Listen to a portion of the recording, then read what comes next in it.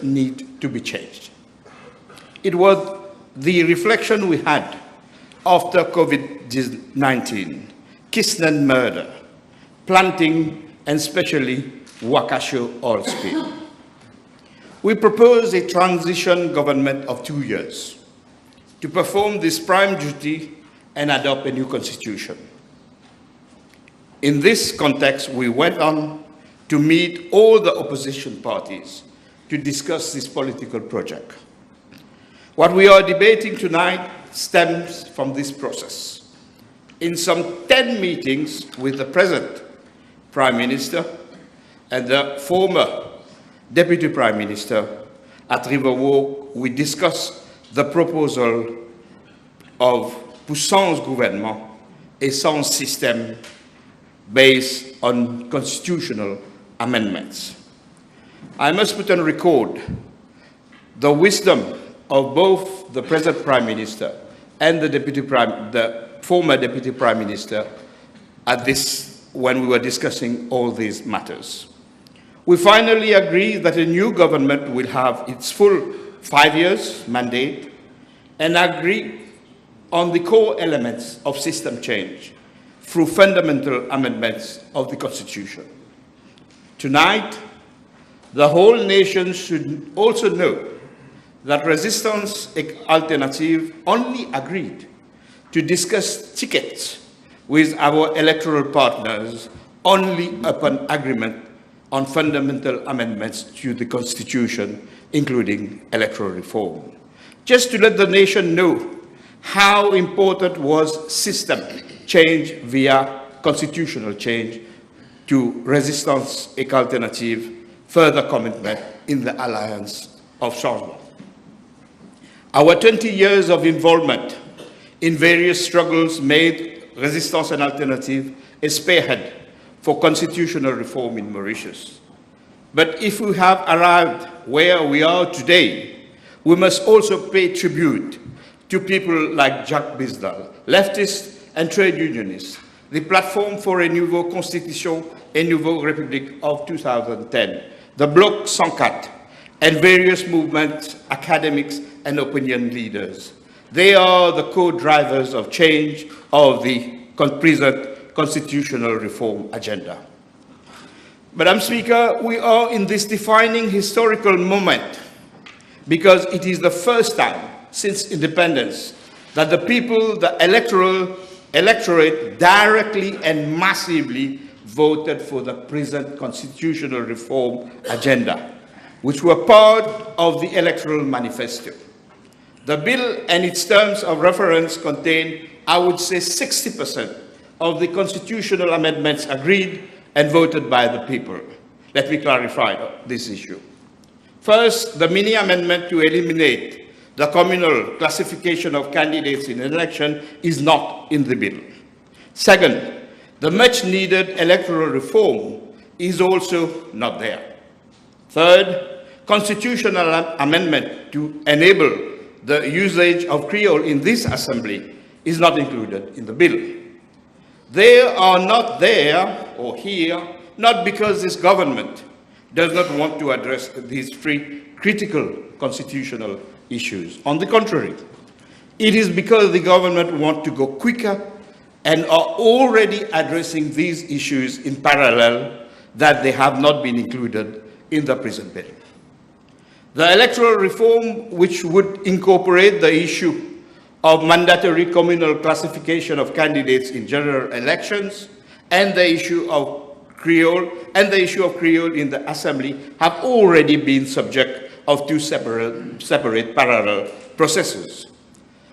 The House must also know that the separation of electoral reform was a proposal made by the MMM since last year and accepted by all the partners of the Alliance du Changement. Having clarified the non-inclusion of electoral reform and amendment to eliminate communal classification of candidates in general election in the bill, Resistance Alternative is eagerly expecting that the processes already started follow its due course to build consensus on a holistic electoral reform proposal to be brought to the to the Cabinet and the National Assembly by the Prime Minister.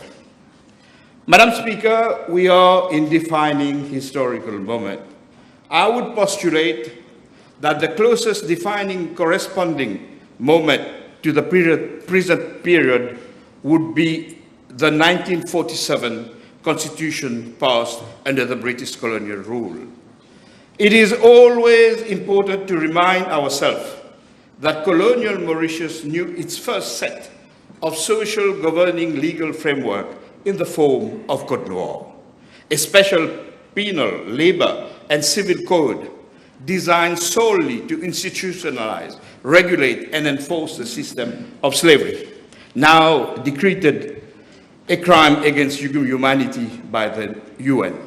The Code Noir legally classified and enslaved human beings as movable property, bien, meuble, and set the legal limits of human exploitation, outlining several severe corporate-style punishments such as branding, ear cropping, and execution for runaway slaves, and acts of rebellion. Our constitution, in a sense, our first constitution, our pre-constitution, in a sense, was the Code Noir. Our first constitution under the British rule in 1885 was aimed to protect the wealth accumulated by ex-slave owners, as well as restricting the right to vote to the sugar oligarch. The voting franchise was tethered to strict property ownership and high income. Out of a massive population, only about 4,000 elite men, 2%, were eligible to vote, while the working class remained disenfranchised.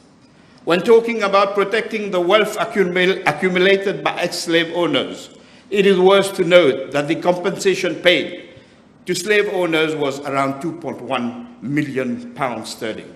If this sum was invested in the bank at a conservative historical average, 3% interest, it would yield 38.1 billion rupees today.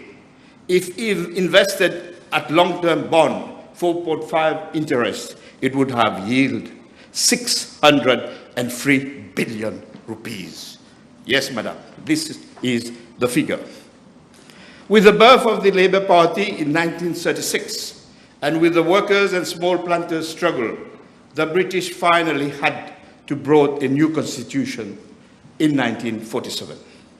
It marked, at the same time, a qualitative change. It eliminated the property clause to the franchise. It dramatically expanded the voting franchise to all adults who pass a simple literacy test, exploding the voter base from around 11,000 people at this time to over 71,000. This shifted political power away from the sugar estate oligarchs and toward the masses of people, especially the working people coming from slavery periods and indentured laborers and small farmers coming from India. This 1947 constitution was the exact opposite of the 1885 constitution. The events leading to the 1947 constitution itself was thus a defining moment in the history of Mauritius. Universal suffrage thus opens the door for the struggle towards independence in 1968. The adoption of the first constitution of independent Mauritius incorporated self-determination and civil and political rights. This is the first generation of rights. A major journey which started in 1936, passing the 1947 constitution moment was achieved. Our moment is similar, like the 1947 moment and what preceded it. In 2026, that after 20 years of struggles, resistance and alternative, militant like Jacques Bizal and the trade union movement, the small planters, fisher folks, Democrats, opinion leaders, ecologists, and other citizens, we are now at the doorstep of a new era. Likewise, to the moment of 1936 and 1947. We are at the beginning of a new historical process, not the end of it. Now is to be born a new Mauritius. From the old, a new has the possibility to be born. A qualitative historical leave is in process. As ratified by the electorate, a qualitative transformation and enhancement can now be sought by us all. A new set of human rights, second, third generation of rights, social, economic, and cultural rights, nature rights, digital rights, right to privacy, as well as the right of recall, the establishment of a constitutional code, recognition of public interest litigation, just to mention a few, are proposed to be included in the Constitution. Madam Speaker, let me expatiate on the social, economic, and cultural rights. My colleagues spoke of many of the other rights. Let me say that the social, economic, and cultural rights are recognized by the United Nations. If it were very important to human rights, it were very important human rights, one after the worldwide century of struggles of workers and liberation movement, mainly in the global south. Let me mention a few of them because it hasn't been spelled out in this assembly.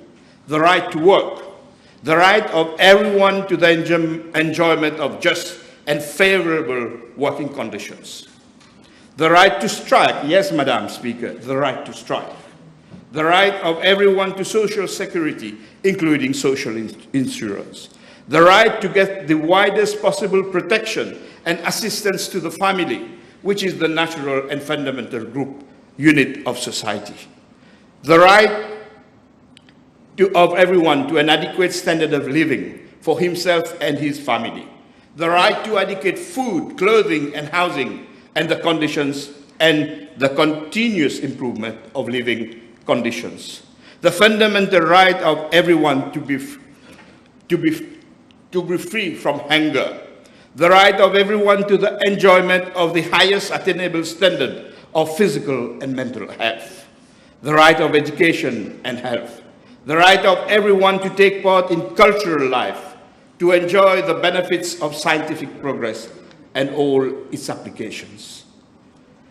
It should be stressed that the UN Covenant on Social and Economic Rights undertakes to guarantee that the rights enunciated in the Covenant will be exercised without discrimination of any kind as to race, color, sex, language, religion, political or other opinion, national or social origin, property, birth, or other status.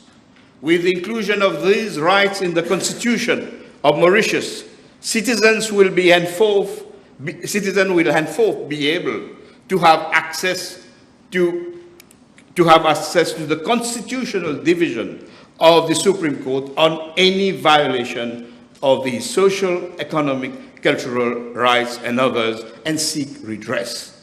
That is, someone not accessing as provided for in the Constitution for health, education, and housing can go to the court. This is what it would mean when we enact the new amendments to the Constitution. Madam Speaker, the introduction of the principle of the right of recall, that is the possibility for electors to recall their MPs in between two elections, will introduce the principle of participatory democracy for the first time in the Constitution of Mauritius. The introduction of the right of nature will place Mauritius amongst the pioneer countries in the world to have recognized that nature has a legal rights on its own. My colleagues have expatiated on the other new rights for a more democratic society. I rejoin them on the issue. Madam Speaker, when I say that we are presently in a historical moment similar of 1947, I am also referring to two elements.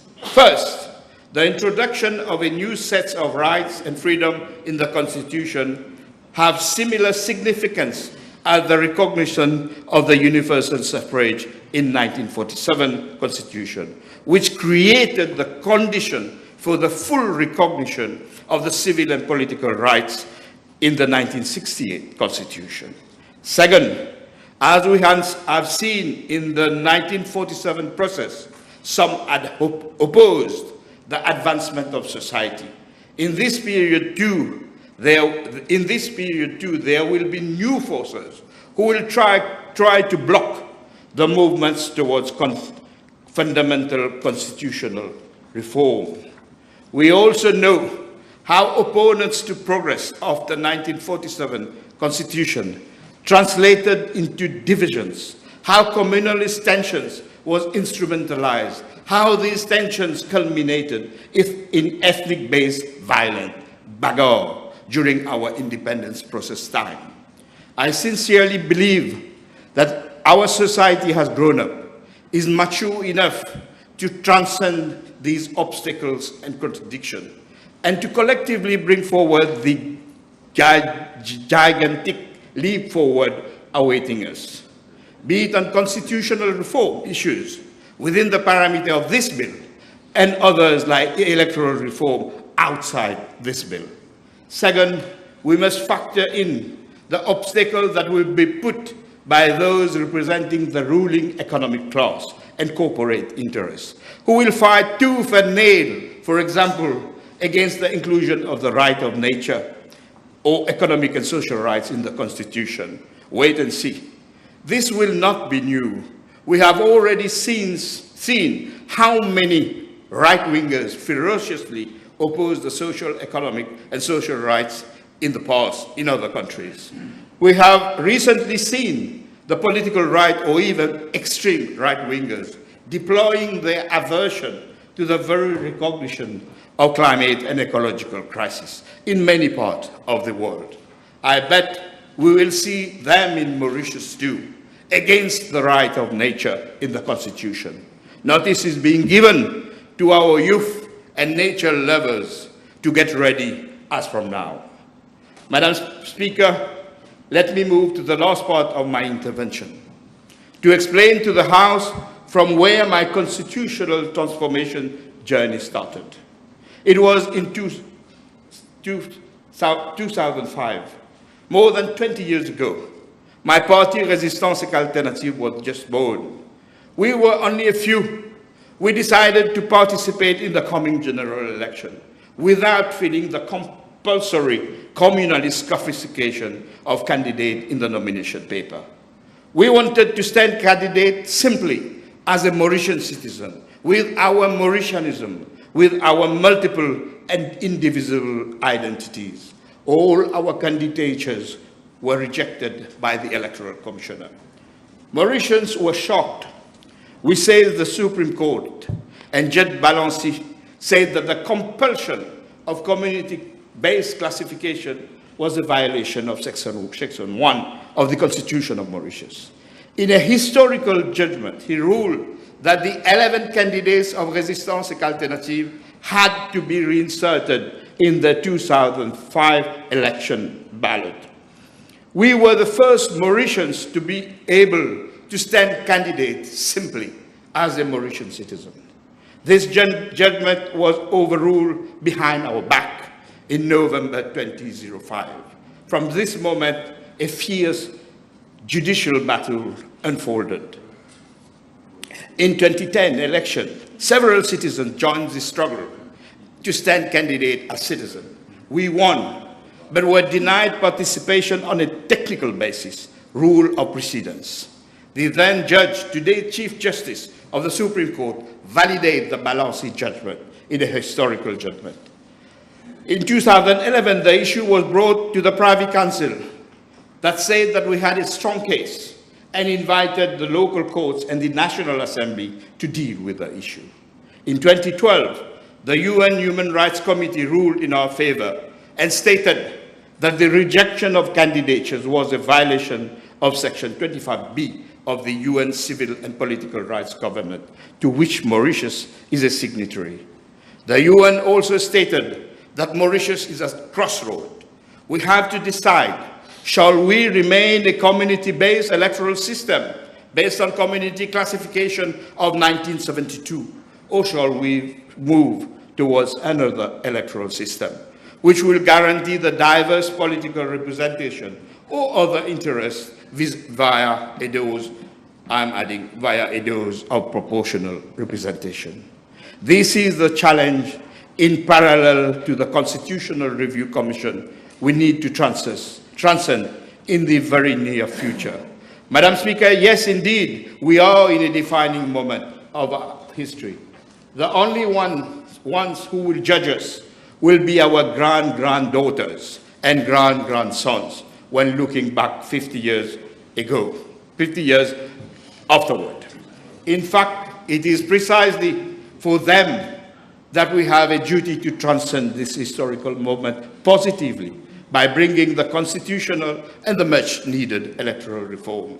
We are living in time of rampant global capitalism with its existential crisis, be it in terms of climate and ecological crisis, or in terms of war crisis with possibilities of nuclear exchanges, which threaten the very survival of our civilization.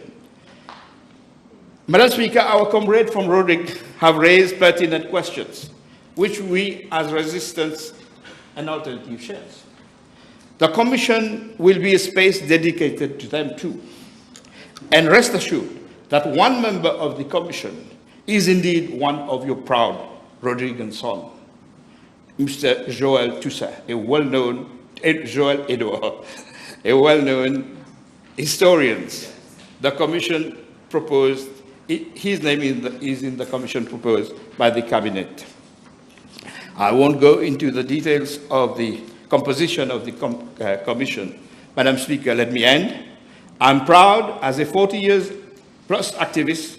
We are proud as Resistance and Alternative, as l'Alliance du Changement government, to initiate one of the most important constitutional transformative journey of our time. Long live the new Republic 2.0. This bill deserves to be supported by both sides of the House. Thank you, Madam Speaker. Yes. Honourable Minister Gunness. Madam Speaker, at its heart, this debate is about one fundamental question. How do we strengthen Mauritian democracy for future generations? Democracy is not self-sustaining. It depends on strong institutions, effective safeguards, and public confidence in the rule of law. When democratic protections are weakened, trust declines. And when constitutions fail to evolve, they risk falling behind the society they are meant to serve. This is why the Constitutional Review Commission bill is so important today. This bill is not about political convenience. It is not about headlines, and it is certainly not about short-term politics. It is about correcting institutional weaknesses that have been exposed over time. It is about modernizing our constitutional framework, and it is about ensuring that no government, regardless of political color, can ever take liberties with democratic institutions again. That is why, 58 years after our independence, the Commission has been tasked with reviewing our Constitution. This Constitution, the Commission that we are going to put in place. Madam Speaker, Mauritius has built a proud democratic reputation since independence in 1968. We are often cited internationally as a stable democracy, a country where different communities live together peacefully under democratic institutions. But democracy is never permanently guaranteed. Democracy must be defended. Democracy must evolve, and democracy must learn from past mistakes. Therefore, in that vein, we promised during the last election to bring major changes to our Constitution. This government, unlike the previous MSM government, is not using its three-quarter majority to weaken democratic institutions or to undermine constitutional safeguards. Many Mauritians still remember the controversial Prosecution Commission Bill of 2016, through which the former government attempted to amend the Constitution in order to create a mechanism widely perceived as an attempt to control or interfere with the independence of the Director of Public Prosecution. That project raised serious concerns across the country because the independence of the DPP is one of the essential pillars of the rule of law and democratic governance. But today, this government is choosing a very different path.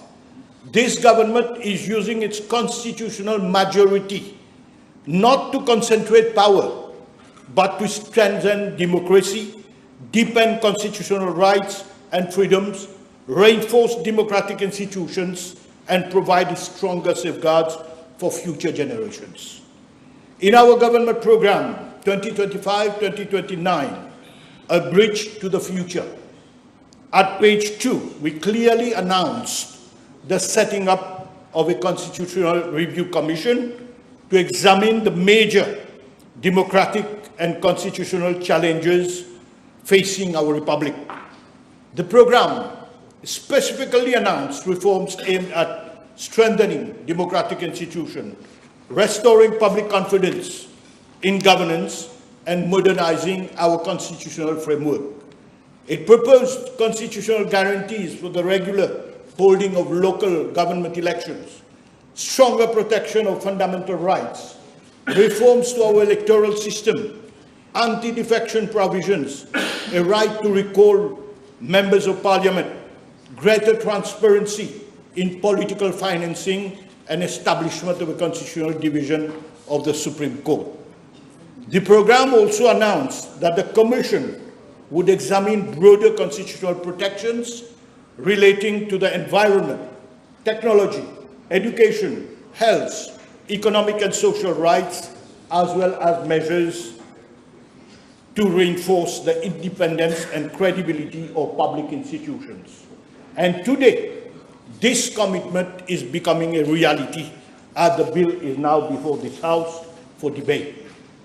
I will fail in my duty if I do not congratulate the Prime Minister, the Honourable Dr. Navin Ramgoolam, for bringing this important bill before this House.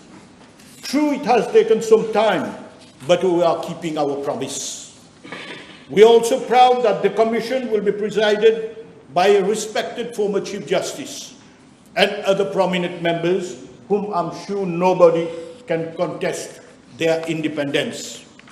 As someone who has spent nearly half a century in the mouvement militant mauricien, I've witnessed many defining chapters of our political history. I've seen governments rise and fall. I've seen alliances formed and broken. I've seen moments where institutions were respected, and I have also seen moments where democratic safeguards came under strain. Madam Speaker, I'm not going to dwell on all the issues which the Commission is mandated to examine, but rather on a few of them which I deeply value. One of the reasons why this Constitutional Review Commission is necessary today is because what Mauritians witnessed in recent years regarding local government elections. The last municipal election before the recent polls were held on 14 June 2015. Under normal democratic practice, the new election should have taken place several years earlier. Instead, the previous MSM government repeatedly postponed municipal election. First in 2021, then again in 2022, and once more in 2023. 4 years, elected municipal mandates were extended without the population being consulted through the ballot box. Village council elections also were postponed under the MSM-led government. Regional democracy is of utmost importance as it empowers local communities in the management of their own affairs. Municipal elections were eventually held following the 2024 general elections, but that does not erase the constitutional and democratic concerns raised by those repeated postponements. Because the issue is larger than one election, the issue is whether any future government should have the power to repeatedly delay democratic consultations for prolonged periods without stronger constitutional safeguards. This is the question. Madam Speaker, for many Mauritians, the most worrying aspect was not only the postponement itself, but the reasoning used to justify it. The MSM government openly argued before the Supreme Court that municipal elections were not constitutionally protected because, according to them, the Constitution is silent on local elections. Madam Speaker, imagine the danger of such reasoning. If elections can simply be postponed repeatedly because the Constitution is silent, then tomorrow any government with a parliamentary majority may feel tempted to weaken democratic processes for political convenience. That is exactly why the Commission has as mandate to see how local government elections are enshrined in the Constitution so that henceforth no government may postpone them without a valid constitutional justification. Madam Speaker, the inclusion of local government election in our Constitution should perhaps have been done at the time we came with the amendment to include the Rodrigue Regional Assembly election in the Constitution. However, as we say, it's better late than never. No future government should ever again be allowed to play with democracy in this manner. Madam Speaker, today some people will say the reform will never happen. They will never go through with it. This is only political communication. We hear those comments. But I want to remind this House that throughout our political history, many important democratic reforms were once considered impossible until courageous political decisions were taken. Mauritian politics has always evolved through struggle, resistance, and democratic engagement. Madam Speaker, this bill also opened the debate on anti-defection legislation. This is not a new debate in Mauritius. It is a debate that has accompanied our democracy for decades. Our political history has repeatedly been shaped by defections, political realignments, breakaway movements, and shifting alliances. Entire governments have been transformed. Parliamentary majorities have changed. New political parties have emerged. Political mandates given by voters at one election have sometimes been altered long before the next one. For many citizens, this has created a fundamental question about democratic legitimacy.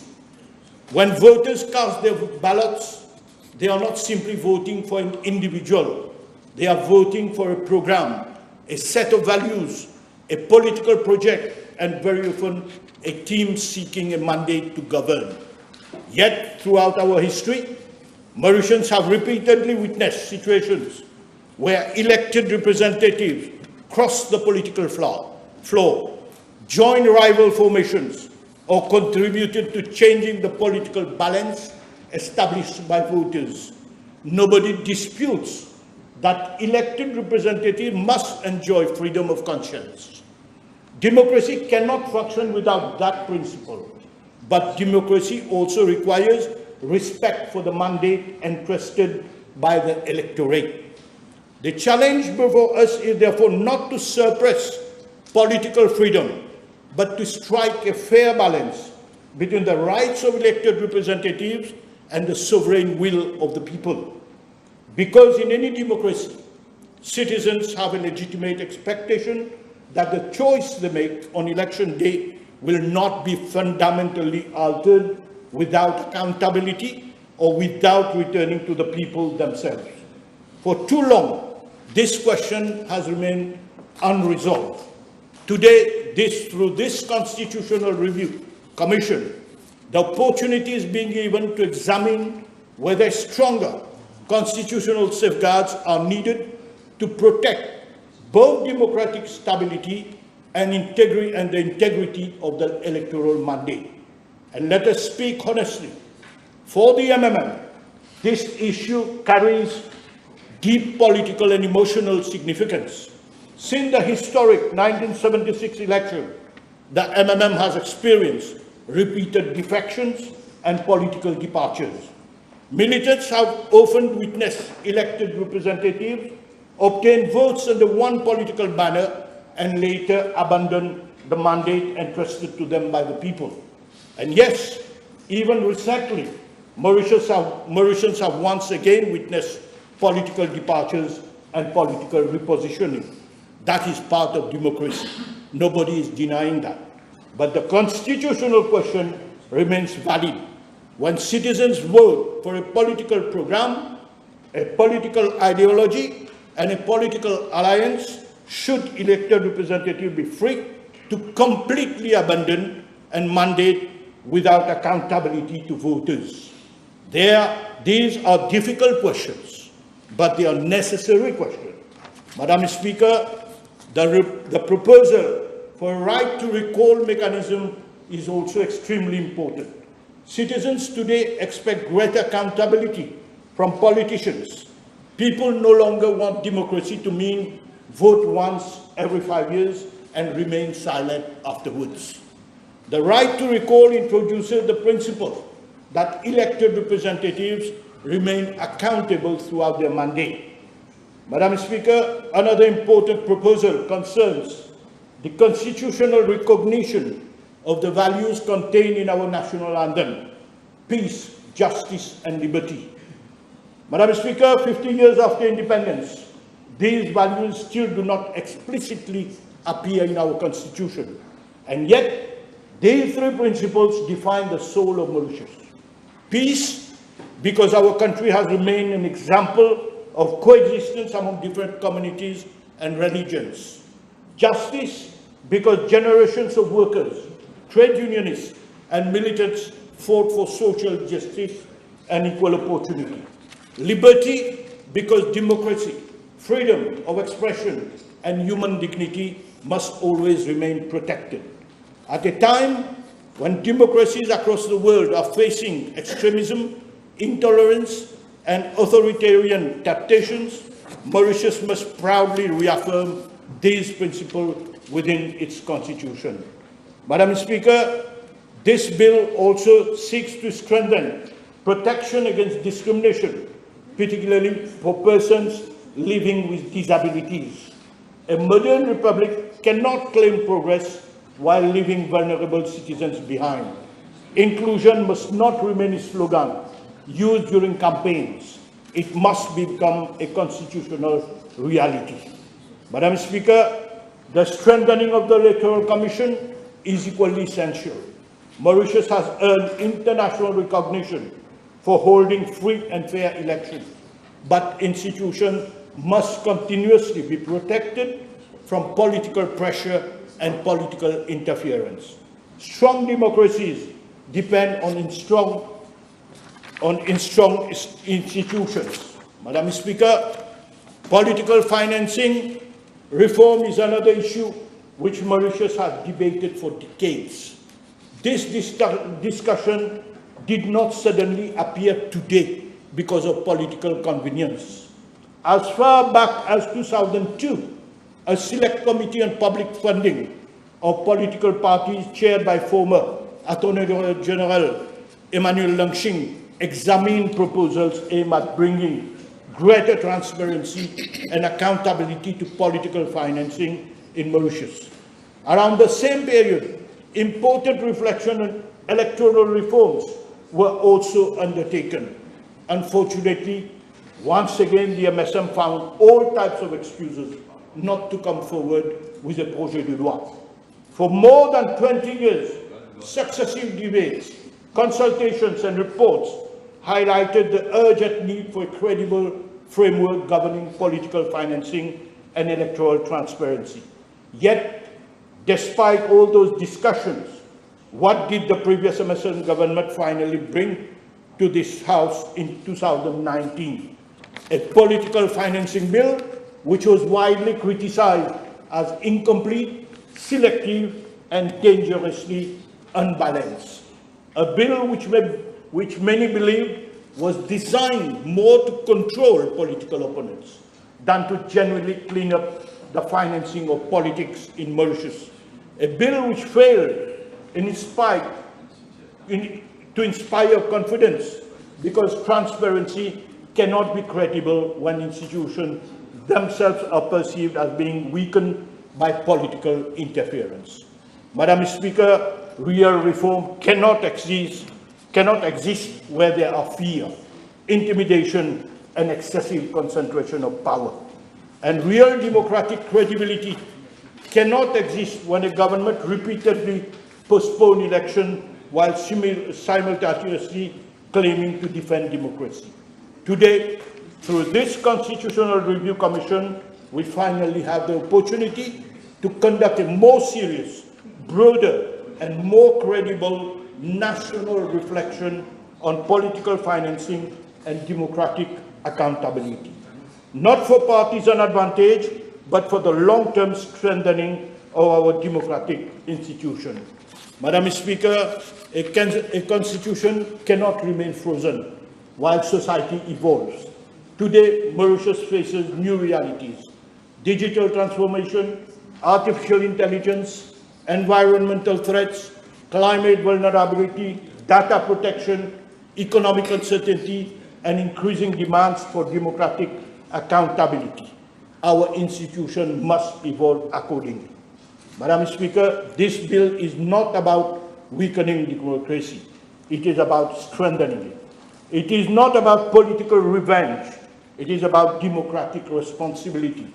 And it is not about partisan calculation. It is about the future stability of our republic. Mauritius has always progressed when institutions were stronger than personalities and when the national interest prevailed over narrow political interests. Today we have the opportunity to strengthen the democratic foundations of our republic for generations to come. Let us not waste that opportunity, Madam Speaker. I thank you. Thank you. Yes, Dr. the Honorable Boulel. Thank you, Madam Speaker. Madam Speaker, right from the outset, we have to state facts. And to me, not only to me, but to many people, this is history in the making. Some may argue it's a prelude to history making, and wait till the Commission submit its findings. But I can vouchsafe this is history in the making. And Prime Minister, as first amongst the equals, is honoring an electoral pledge which features prominently in government's program. And the setting up of a Constitutional Review Commission is fundamental to the process of democracy. The Commission will listen to the voice of the people, and its people legislation first and foremost. Government will pay heed.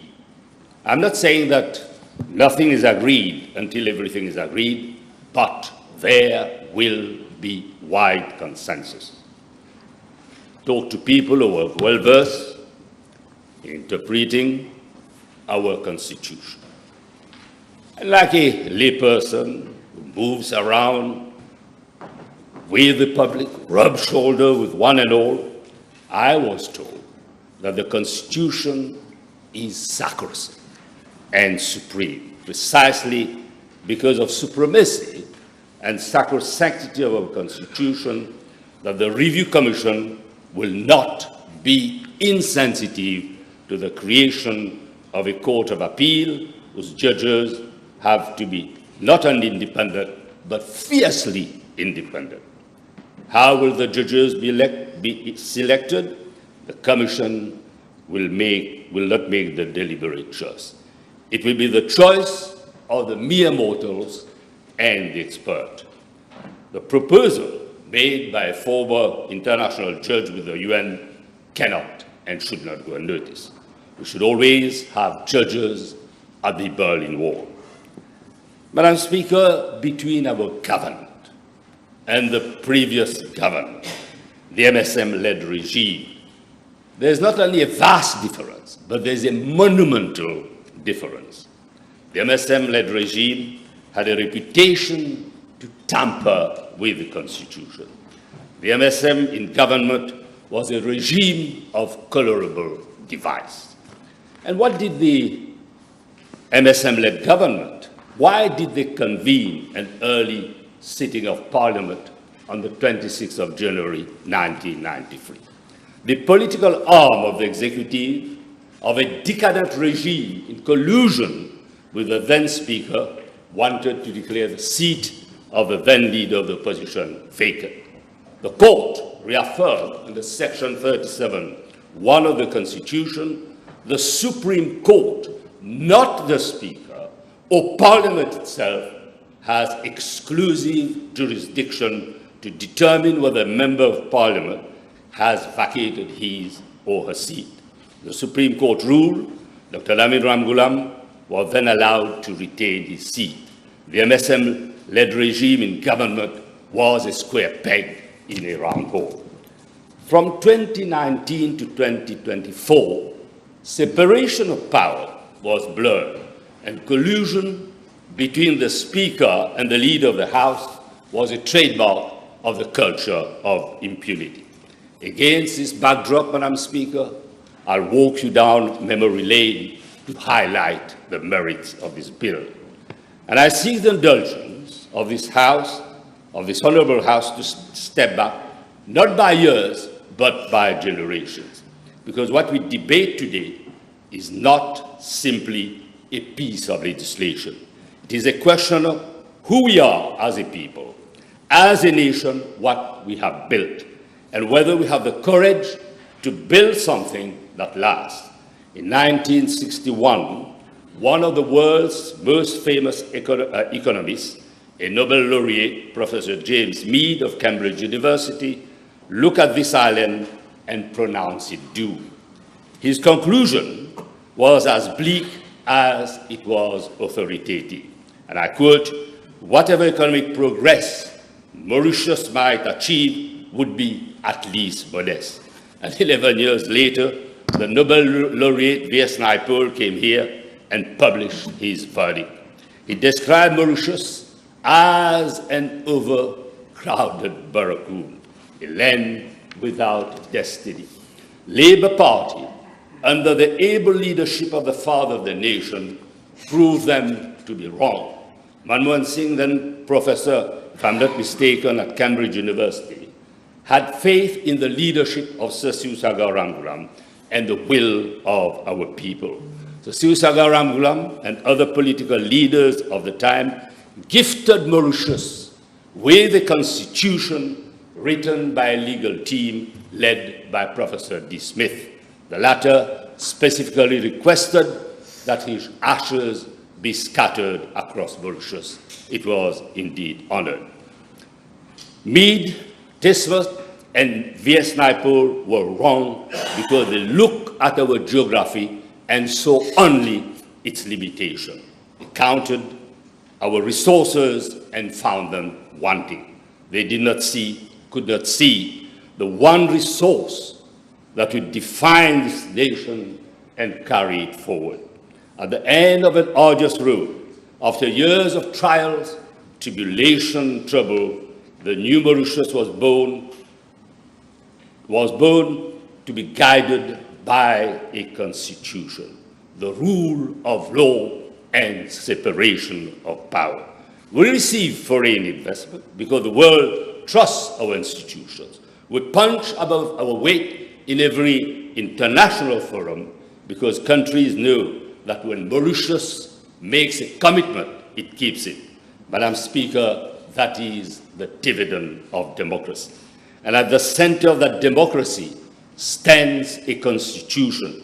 And the Judicial Committee of the Privy Council, in the landmark case of Matadine versus Pointu, spelled it out forcefully, and I quote, "A constitution is an attempt at a particular moment in history to lay down an enduring scheme of government in accordance with certain moral and political values. Our Constitution has served us well. The independence of the judiciary, the separation of powers, the system of check and balances, these were not gifts. They were choices made by the freedom fighters of our great little country. Choices that subsequent generations have had to honor and defend. But constitutions, like democracies, do not maintain themselves. They require vigilance, they require reform, and sometimes, as we know only too well from recent memory, they require rescue. Madam Speaker, I will not pretend that the road that brought us here was a straight one. We know what this country went through during the MSM years, an erosion of independence of institutions that generation had built and trusted. There had been an attempt to arrest the DPP, which was unheard of. Our beloved Mauritius descended into a gray zone of electoral autocracy.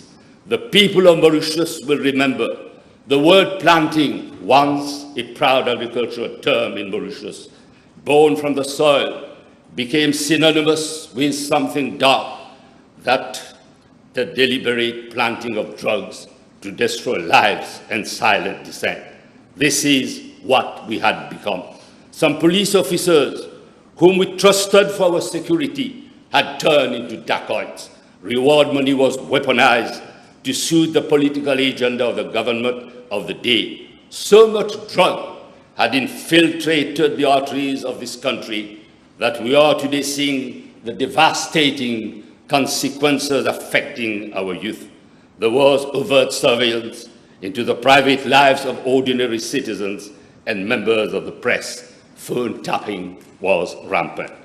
The people of Mauritius gave the answer on the election day. They gave not a mandate, but a verdict. Politics is not a test of popularity, but the will to make hard decisions for the betterment of a nation. Some may argue we govern in poetry, we campaign in poetry and govern in prose. And from the moment this government took office, certain words began quietly to disappear from our national vocabulary. Wiretapping, planting, censorship, in the place came something we had almost forgotten, the taste of a free press, independent journalism, the ability to speak, to criticize, to hold power to account without fear. We did not just win an election, we reclaimed a republic, Madam Speaker. But reclaiming what was lost is not enough. Our obligation to this country is not merely to restore, it is to build something stronger in its place, some things that make it harder, not merely unlikely for the abusers of the last decade to recur. Madam Speaker, trust in politics is not maintained by rhetoric. It is maintained by action. When we stood before the President on the 24th of January 2025 and presented the government program for 2025 to 2029, we made a specific public commitment to appoint a constitutional review commission. The bill before this House today is the fulfillment of that commitment to the letter. We said we would do it, we are doing it. The Constitutional Review Commission will be tasked with examining the full spectrum of our constitutional framework and making recommendations for reform. Its mandate is deliberately broad because the task before us is genuinely ambitious. For the first time, a senior officials appointment committee will be established to ensure that the heads of our major public institutions are appointed on merit and independence, not on political loyalty. Fundamental rights will be strengthened and modernized, not only the civil and political rights of previous century, but the right to a clean environment, to access to healthcare and education, to protection of personal data and privacy in the digital age, rights that Mauritius had already recognized in international treaties it has signed and must now be enshrined in its own supreme law. The independence of the Director of Public Prosecution will be reinforced, so that decision to prosecute is never again susceptible to political interference. I'm not saying that the DPP is next to God, but the office has a moral and legal right to justify its decision as and when required. Stronger safeguards will be put around our electoral process, free and fair elections, the independence of the Electoral Commissioner, fast access to justice in electoral dispute, the transparency of political funding, because an election that cannot be trusted is no election at all. And I say it because an election that cannot be trusted is no election at all. Anti-defection provisions will be introduced so that the mandate given by the people to their elected representatives cannot be treated or surrendered for personal advantage. Should an electoral college be widened to give additional powers to the president? It is in our electoral program. It was spelled out in the presidential address. It will be raised and discussed at the bar of public opinion. It is sad that politicians from specific quarters are trying to whip basic and baseless arguments over it. And for the first time, the Constitution will enshrine a principle of the freedom of information. Because in a democracy, transparency is not a favor the government grants to the public. It is an obligation the government owes to the people it serves. There have been criticism from the opposition that the mandate of the Commission would be incomplete without the revision of the electoral system, including the best loser system. But the modernization of an electoral system has always been under the aegis of Prime Minister. Several reports have been published, and the work is ongoing. There's a need to avoid unintended consequences. The Commission will act diligently to make the difference without exercising any influence on those who will freely express themselves. But perhaps the most important aspect of this bill, Madam Speaker, is not what the Commission will examine. It's not what the Commission will examine. It is how it will examine. The bill sets out a four-stage consultative process. Citizens, civil society, organizations, political parties, and experts will all be invited to submit their proposal. The Commission will consult, it will research, it will deliberate, and then, and only then, will it draft. This is not a technocratic approach of a government that has already decided and is merely seeking validation. It is an invitation to the people of Mauritius to participate in the making of their own constitution. It has been done before. Iceland invited its citizens to crowdsource a constitution in 2011. South Africa built its post-apartheid constitution from months of public hearings that reached to every township and province. The legitimacy of a constitution is inseparable from the process that created it. We are asking every Mauritian, what kind of country do you want to live in? What values do you want your supreme law to protect? What abuses do you never want to see again? The Constitution will have to gather the voices of the people, including the marginalized one. The Commission will be a bridge between government and the people. Madam Speaker, I want to close with a reflection that goes beyond the clauses and schedules of this bill. There is a realignment in our political circumstances today. For the first time in a generation, the government holds constitutional majority required to amend the supreme law of this land. And we must pay tribute to the leaders of all four parties which form this great alliance. Nouveaux démocrates, Résistance et Alternative, MMM, and the Labour Party. That majority was not given to us as a privilege. It was given to us, Madam Speaker, as a responsibility. And this window will not remain open indefinitely.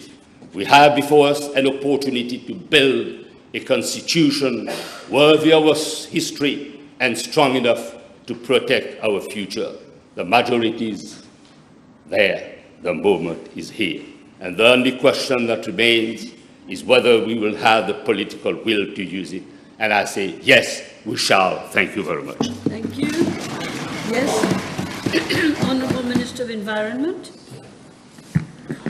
Merci, Madame la Présidente. Je ne veux pas être long. Je crois que ça a été dit par mes collègues. Madame la Présidente, je ne pouvais ne pas intervenir sur ce projet de loi. Comme l'a si bien dit l'honorable Soubon, quelques amis encore, nous sommes en train de tracer l'île Maurice de demain, la République de demain. Madame la Présidente, les élections générales de 2024 n'ont pas été des simples élections de remplacement d'une équipe par une autre. Il s'agissait, Madame la Présidente, pour le pays de marquer au fer rouge un gouvernement sortant pour ses innombrables atteintes à la liberté. De marquer au fer rouge, je bien dit, ses abus contre l'État de droit et le pillage systématique des biens publics. Ces élections, Madame la Présidente, ont permis non seulement de sanctionner, comme il se doit, un gouvernement pourri jusqu'à la moelle, mais surtout à travers un score sans appel. En plébiscitant ce gouvernement, la population s'est donné l'espace, la fraîcheur et les moyens pour que les institutions progressent et que le pays renaisse de ses cendres, pour enfin effectuer un grand bond en avant. Ce gouvernement, issu des élections de 2024, représente donc une formidable énergie constructive et une opportunité pour effectuer les grandes réformes nécessaires et depuis longtemps en souffrance. C'est cela l'un des plus grands atouts de ce gouvernement. C'est donc avec cette conviction que ce gouvernement a l'immense responsabilité de concrétiser certains vœux restés pieux depuis longtemps. Le Constitutional Review Commission Bill présenté par le chef du gouvernement, l'honorable Premier ministre Dr Amoulam, en est un exemple concret. Pendant les lustres, on a évoqué ici et là les changements devenus nécessaires pour remettre nos institutions au diapason avec les nouvelles normes de transparence et de gouvernance. C'est donc dans un environnement nouveau, dans un paysage politique plus serein, que nous lançons sur ce chantier constitutionnel. C'est donc dans un environnement sain, je l'aurais dit, que nous sommes en train de venir avec ce projet de loi. Déjà, Madame la Présidente, dès les premiers mois au gouvernement, nous avons lancé des signaux tangibles. Personne ne peut remettre en question le fait qu'avec ce gouvernement, les Mauriciens ont retrouvé leur voix, leur liberté d'expression et une tranquillité d'esprit. Ils peuvent maintenant s'exprimer plus librement, sans vivre sous la menace de l'intimidation. Nous avons vécu ces moments tristes, de l'arbitraire, de planting ou d'atteinte injustifiée à leur vie privée à travers les écoutes téléphoniques. Il ne faut aussi jamais oublier que c'est sous ce gouvernement, c'est notre gouvernement, que l'indépendance et les pouvoirs du directeur des poursuites publiques ont été rétablis et constitutionnellement renforcés. Alors que nous savons à quel point, il faut le redire, plusieurs de mes collègues l'ont dit, le bureau du DPP avait été méthodiquement pris pour cible. Des attaques multiples frontales et démotiver le personnel de ce bureau. D'abord à travers une première tentative de vider cette autorité suprême en matière de poursuite à travers le Public Prosecution Commission Bill, avorté in extremis. Je dois le dire, il faut rendre hommage à l'époque au PMSD à Xavier Duval. Ensuite, la mise sous tutelle du bureau du DPP, sous l'autorité de l'Attorney General, compromettant directement son indépendance opérationnelle et financière. À cela s'ajouter de bras de fer institutionnels répétés avec l'ancien commissaire de police, des pressions, des commentaires publics et communiqués délibérément destinés à saper l'autorité et le moral du DPP, sans oublier des menaces à peine voilées, tout comme une atteinte directe au pouvoir constitutionnel du DPP à travers le Financial Crime Commission Act de 2024, qui visait à détourner, à hijack des attributions qui appartiennent constitutionnellement, exclusivement au DPP. Pourtant, Madame la Présidente, malgré ces pressions, le bureau du DPP est resté un rempart contre les abus. Ses représentants ont fait preuve d'un courage exemplaire, notamment lors de l'affaire Kisten devant le tribunal de Moka. Ce gouvernement a donc eu à cœur de restituer à cette institution sa pleine indépendance financière, opérationnelle et constitutionnelle. Pas que ça, nous avons aussi rendu public le rapport du Fact-Finding Committee sur la mort de 12 patients dialysés au New York Hospital durant la pandémie du Covid-19. 12 vies, Madame la Présidente, 12 familles brisées. Tout comme nous avons rendu public le rapport de la Court of Investigation sur l'échouement du MV Wakwasho et ainsi que celui sur le Land Drainage Master Plan. Madame la Présidente, on est appelé à faire des choix stratégiques par rapport à notre économie, par rapport à la gestion du social, de l'environnement, pour construire une société durable, une économie prospère et un cadre de vie agréable à notre population. Déjà depuis le début de ce mandat, le scénario business as usual n'est pas une option envisageable. Après le bilan catastrophique laissé par le MSM et amplifié maintenant par la crise et les incertitudes financières internationales. Dans de telles situations, le gouvernement a préféré jouer la corde de la transparence sur la situation exacte du pays et les défis auxquels nous devons tous ensemble faire face dans les mois à venir. Le rapport The State of Economy nous a confirmé comment les institutions financières de l'État fonctionnaient et les conséquences désastreuses pour le pays. Madame la Présidente, ce gouvernement a été élu pour apporter des changements importants, des changements structurels, des changements qui touchent le cœur même de notre démocratie. Mon collègue, le ministre des Administrations régionales, a également lancé des consultations pour une refonte de la Local Government Act. Tout cela indique que le gouvernement veut impliquer la population dans la prise des décisions.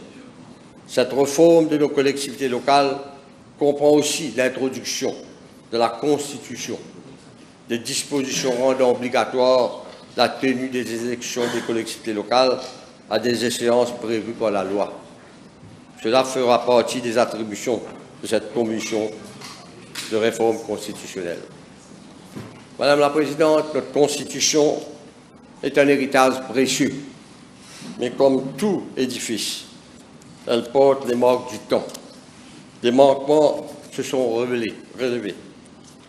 Il serait irresponsable de les ignorer au nom d'une tradition figée.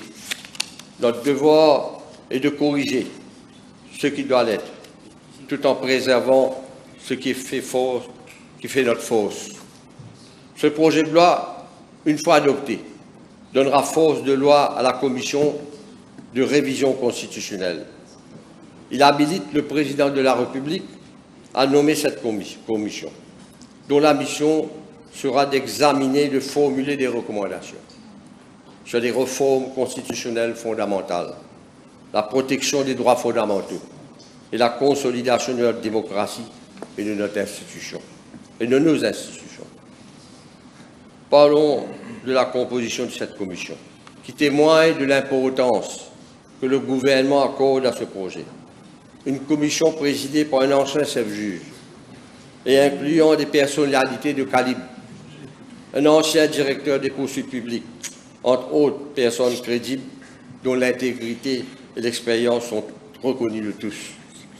Ce gouvernement réunit cette intelligence collective quand ce projet est trop important pour être laissé à l'improvisation.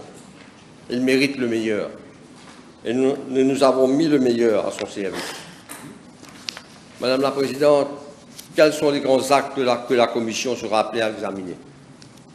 Premièrement, la création, mes collègues l'ont dit, je le redis, la création d'un Senior Official Appointment Committee, un comité chargé de faire des recommandations au gouvernement sur la nomination des responsables des grandes institutions publiques.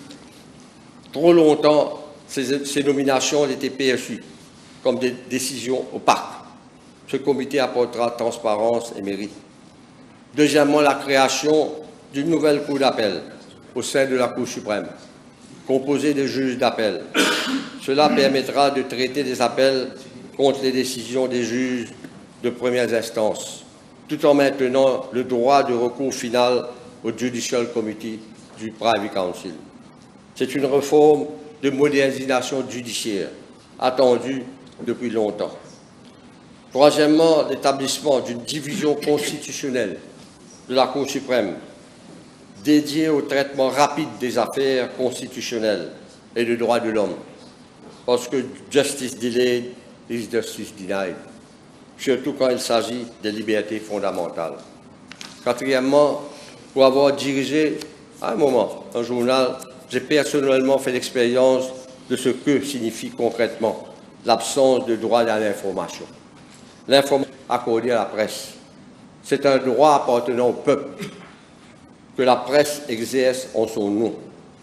La consécration du principe de liberté d'information que la commission de la réforme constitutionnelle sera appelée à examiner vient précisément corriger cette lacune. Madame la Présidente, permettez-moi d'insister sur un point qui me tient particulièrement à cœur, la révision du chapitre 2 de notre Constitution. La Commission sera chargée d'examiner comment mieux protéger les droits fondamentaux, y compris ce qu'on appelle les droits de nouvelle génération, des droits liés à l'environnement, à la technologie, à la santé, à l'éducation, des droits économiques, sociaux et culturels reconnus par les traités internationaux. L'inclusivité ne doit pas rester une simple bonne intention qu'on remet de temps en temps dans des formules ronflantes, mais doit être une réalité au quotidien, peu importe le lieu de résidence d'une personne ou de sa situation de handicap. No stone should be left unturned, y compris contre les discriminations dont sont victimes les personnes en situation de handicap. Cette commission sera appelée à examiner le renforcement de leur protection, un impératif moral et juridique fondamental, garantissant leur pleine participation à la vie sociale, professionnelle et civique sur un pied d'égalité avec les autres citoyens. Encore plus encore, le projet de loi mentionne explicitement les droits de la nature. C'est une vision audacieuse, progressiste, en phase avec les grandes réflexions internationales sur notre rapport à la planète. D'ailleurs, à mon ministère, on travaille sur la révision de l'Environment Act et nous avons reçu une cinquantaine de commentaires du public et de la société civile. Nous allons également examiner comment inscrire dans notre Constitution les valeurs fondamentales que nous proclamons dans notre hymne national. La paix, la justice, la liberté. Ces mots que nous chantons Il est temps de les graver dans notre loi suprême. Le projet de loi, Madame la Présidente, prévoit aussi des dispositions anti-défection pour les membres de l'Assemblée nationale. C'est une mesure de discipline démocratique. Le mandat appartient au peuple, pas aux ambitions individuelles. Madame la Présidente, un mot sur la réforme électorale. Oui, c'est vrai qu'elle n'est pas incluse dans ce projet de loi. C'est un choix délibéré et sage rendu public dans les délibérations du Conseil des ministres du 25 novembre 2025. Il ne faut pas voiler la face. Un système électoral peut faire et défaire un pays. Les enjeux sont différents. Les sensibilités sont différentes. Chacun a son opinion. Chacun a ses appréhensions. Et c'est légitime. Il était donc juste de ne pas tous traiter ensemble, donner à chaque chantier toute l'attention qu'il mérite. La réforme électorale mérite son propre espace, son propre débat. Et je suis sûr que nous aurons cette réforme. Le but de cette démarche est de donner à la population non seulement l'assurance que le processus est sérieux, mais aussi les moyens d'y participer. Madame la Présidente, pour conclure, je veux rappeler pourquoi nous faisons tout cela. Nous le faisons parce que la population de l'île Maurice a exprimé par son vote le désir d'un changement véritable. Nous le faisons parce que la démocratie ne se décrète pas depuis en haut. Elle se construit avec le peuple, pour le peuple et par le peuple. Avec cette commission et ses commissaires mûris par l'expérience, avec la volonté politique claire de ce gouvernement, je suis convaincu que nous allons mener ce projet à bon port. La confiance que vous nous avez accordée, nous ne prenons pas à la légère. Nous la portons chaque jour comme une obligation. Ce gouvernement s'engage, au cours de ce mandat, à doter le pays d'une fondation démocratique, solide, transparente et surtout capable de résister aux assauts présents et futurs des potentiels fossoyeurs de la démocratie et protéger notre population contre les lois liberticides. Ce gouvernement s'engage à mettre les bouchées doubles pour rattraper un retard dans la mise à jour de nos lois fondamentales, afin de léguer aux prochaines générations un héritage dont elles seront fières. Ce gouvernement a un mandat pour réformer, pour transformer les institutions vitales du pays. Et c'est de loin le bilan le plus pertinent que ce gouvernement s'engage à présenter à la fin de ce mandat. Les travaux de cette commission permettront de garantir le destin démocratique de notre République. Et sur ce, je soutiens pleinement ce projet de loi. Je vous remercie. Merci. Honourable Member for Roseville-Stanley. Madame Speaker, nous discutons du projet de loi qui est devant cette Chambre, le Constitutional Review Commission Bill, dans une grande confusion. En effet, dans le pays et ici même, dans cette Chambre, beaucoup croient qu'en votant le projet de loi qui est devant nous, nous allons apporter des amendements à 19 aspects de notre Constitution, la loi suprême du pays, et traduire ainsi dans les faits telle ou telle mesure du programme électoral de l'Alliance du changement. Or, ce n'est pas du tout le cas. Lorsque nous allons voter le projet de loi qui est devant nous, nous ne ferons que mettre sur pied une commission constitutionnelle qui sera appelée à faire des recommandations d'amendement à notre Constitution. Ces recommandements d'amendement auront à être approuvés ou rejetés ou amendés par le gouvernement. Les recommandations qui seront approuvées par le gouvernement devront alors faire l'objet de projets de loi visant à amender telle ou telle clause de notre Constitution et qui demanderont à être votées à une majorité de 3/4 ou de 2/3 selon le cas de notre Assemblée législative.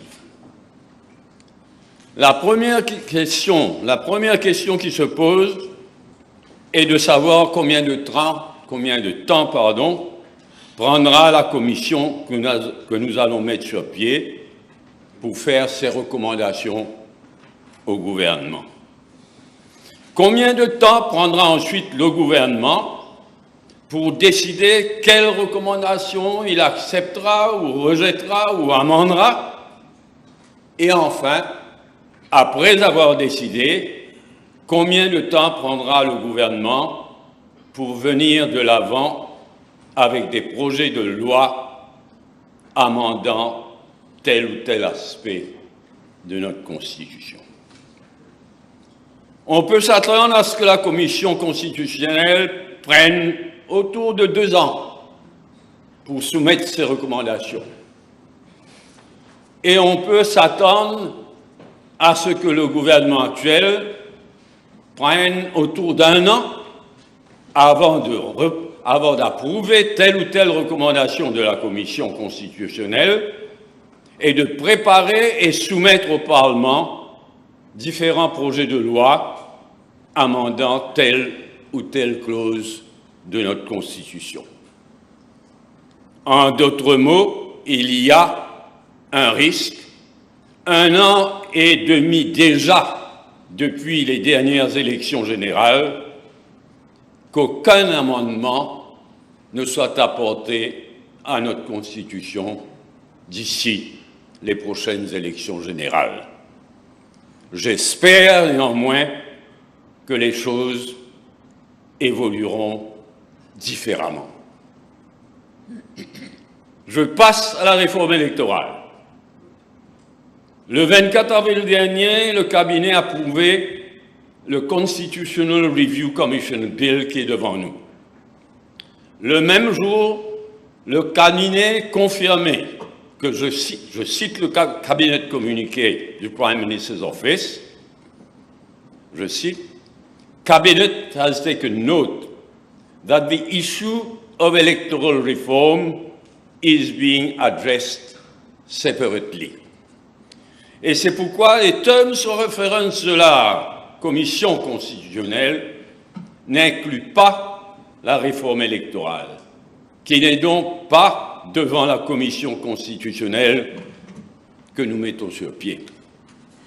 La Commission constitutionnelle, au terme de ces terms of reference, sera seulement appelée à traiter de recommandations visant à améliorer le electoral process. Je cite ces termes, les termes utilisés dans les terms of reference de la Commission qui est devant nous, que nous mettons sur pied. Donc, je répète, la Commission constitutionnelle sera seulement appelée à traiter des recommandations visant à améliorer le electoral process, c'est-à-dire le déroulement du vote, et à consolider l'indépendance et les pouvoirs de la Commission électorale et du commissaire électoral.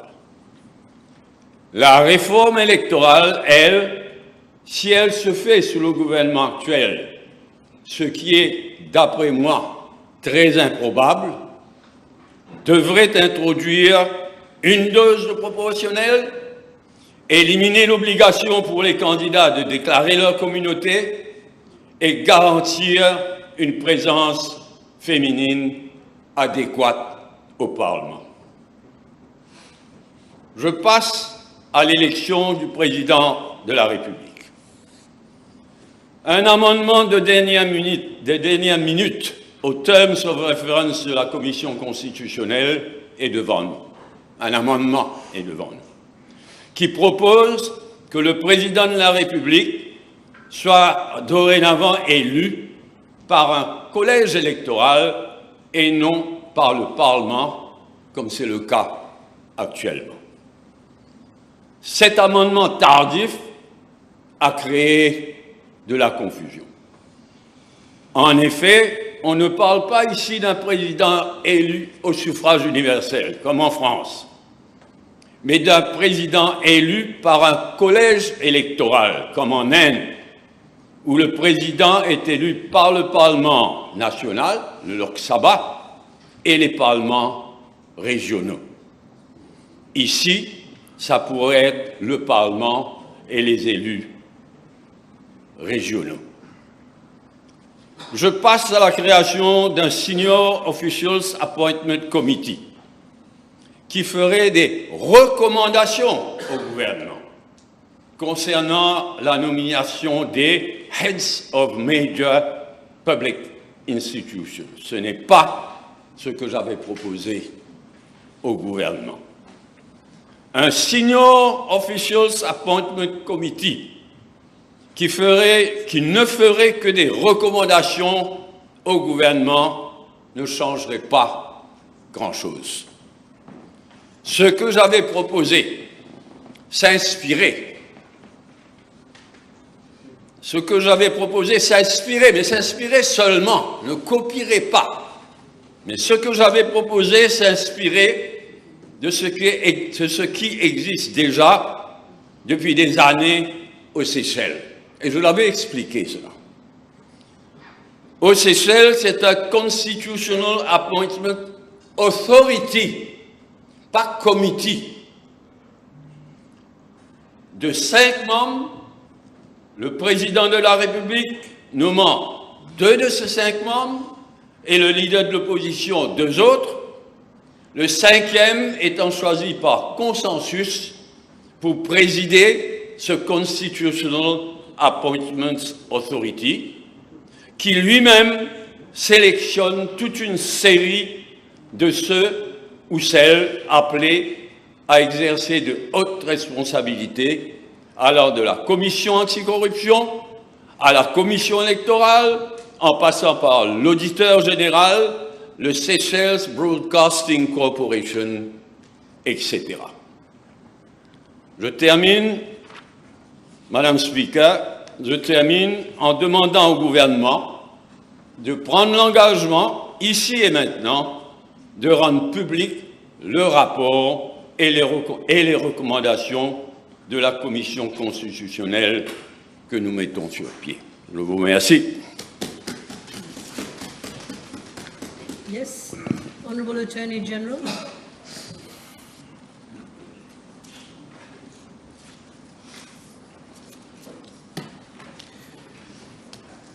Madam Speaker, as the Chief Legal Advisor of the Government, it is not my role to make the case for this bill from a political angle. The Honourable Prime Minister made that case in opening this debate, and he will complete it this evening. This House is entitled to expect the Principal Legal Advisor of Government to answer, as questions of law, the objections, remarks, comments that have been put forward from the other side. Let me say at the outset that I thank the Honourable Leader of the Opposition and the Whip of the Opposition for putting their objections seriously, albeit, I will argue, erroneously, and the Honourable Members of the Opposition for putting theirs thoughtfully. What I will do is that I will take them on one at a time, and I will do so as a lawyer must do, on the law and nothing but the law. Madam Speaker, allow me to draw the attention of the House to what this bill really is and what it certainly is not. And this has been alluded to by the first member of Stanley Rosil just now. It is not an amendment of the Constitution. Not a single comma, not a single word of our Constitution is being amended tonight. This bill only establishes an independent commission to consult the nation and to take expert advice and to recommend. The report of the proposed amendments will return to this House, and every member will have his or her say and vote thereon. That is how it will be and how it should be. The Honourable Leader of the Opposition opened his critique with a rather bold assertion that the government has acted à l'envers. He used our common expression en balao, because he said the choice of the chairperson, vice chairperson, and members of the commission preceded the formal enactment of this bill. He invoked in passing, he said, the examples of Kenya and Canada to suggest that law must always precede nomination. With respect, Madam Speaker, that argument, however eloquently presented, is factually incorrect, constitutionally unsound, and contradicted by the very Commonwealth precedents he seeks to rely upon. I explain myself. Let us begin with first principles. This bill does not purport to create the Commission ex nihilo. It provides the legal framework, the powers, the mandate, the process, the immunities, and the independence guarantee under which the Commission will formally operate. The prior designation of a distinguished former Chief Justice and eminent commissioners was a statement of intent and preparedness. It signaled to the nation that the potential appointees, the seriousness and urgency of this constitutional exercise. The bill now gives that intent the force of law. The Honourable Leader of the Opposition cites Kenya, so let us look more carefully at the Kenyan example. When Kenya undertook its constitutional review process leading to their 2010 constitution, the Committee of Experts, the body tasked with reviewing the harmonized draft, was appointed under the Constitution of Kenya Review Act of 2008. However, Madam Speaker, that appointment process was itself preceded by extensive governmental consultations, informal identification of candidates, and public discussions about who the expert members would be before the formal gazetting. The sequence was not clean legislation, then clean appointment. It was iterative, practical, and human. Then comes South Africa, a country whose constitutional transition is one of the most celebrated in Commonwealth history. The Constitutional Assembly that drafted the final Constitution of '96 was set up under the interim Constitution of 1993. Yet, crucially, many of the substantive decisions, thematic commissions, and technical committees that shaped the final Constitution were assembled, briefed, and commenced their deliberations during the transitional period, before the final legal architecture was fully in place. No one accused then the ANC government of acting à l'envers. They acted with urgency, they acted with purpose, and they succeeded. Lastly, Canada. It is an even more instructive example. The Citizens' Assembly on Electoral Reform in British Columbia, one of the most celebrated exercises in participatory constitutional deliberation in the Commonwealth, was announced by Premier Gordon Campbell in 2002, with the terms of participation and the commitment to a Citizens' Assembly made public before the Enabling Order in Council was formally gazetted. The selection process was designed and the Secretariat mobilized before the precise legal instrument was finalized. Again, intent, designation, then formal legal authority in that sequence. Lo and behold, Madam Speaker, is it not what we are doing today? This Constitutional Review Committee does not exist until this House wills it into being, and its members are not appointed until this Act is in force, since it is the empowering statute that provides for their appointment. And when the appointments come to be made, they will be made by the President of the Republic. And under Section 64 of our Constitution, the President will act in accordance with the advice of Cabinet or of the Prime Minister, because that is the case here. That is not accidental, Madam Speaker. That is the settled architecture of our Republic. A Cabinet of Ministers that identifies in advance persons of standing whom it intends to recommend does no more than any responsible government does. It prepares to implement the law it asks Parliament to pass. Would the leader of the opposition truly have us legislate first and only then begin to wonder who on earth might serve on that commission? A government that plans ahead is not a government with something to conceal. It is a government that means to act the moment this House has spoken. The designation is not the appointment. The appointment is an emanation of this Act, and it will follow this Act in the constitutional form that Section 64 prescribes, no more, no less. So, Madam Speaker, where does that leave the honourable member's argument? It leaves it awash on the shores of legality. Mauritius is not lagging behind Commonwealth practice. Instead, we are exceeding it. This government is chosen to do more, not less. We are not content to convene this commission by a mere resolution or warrant.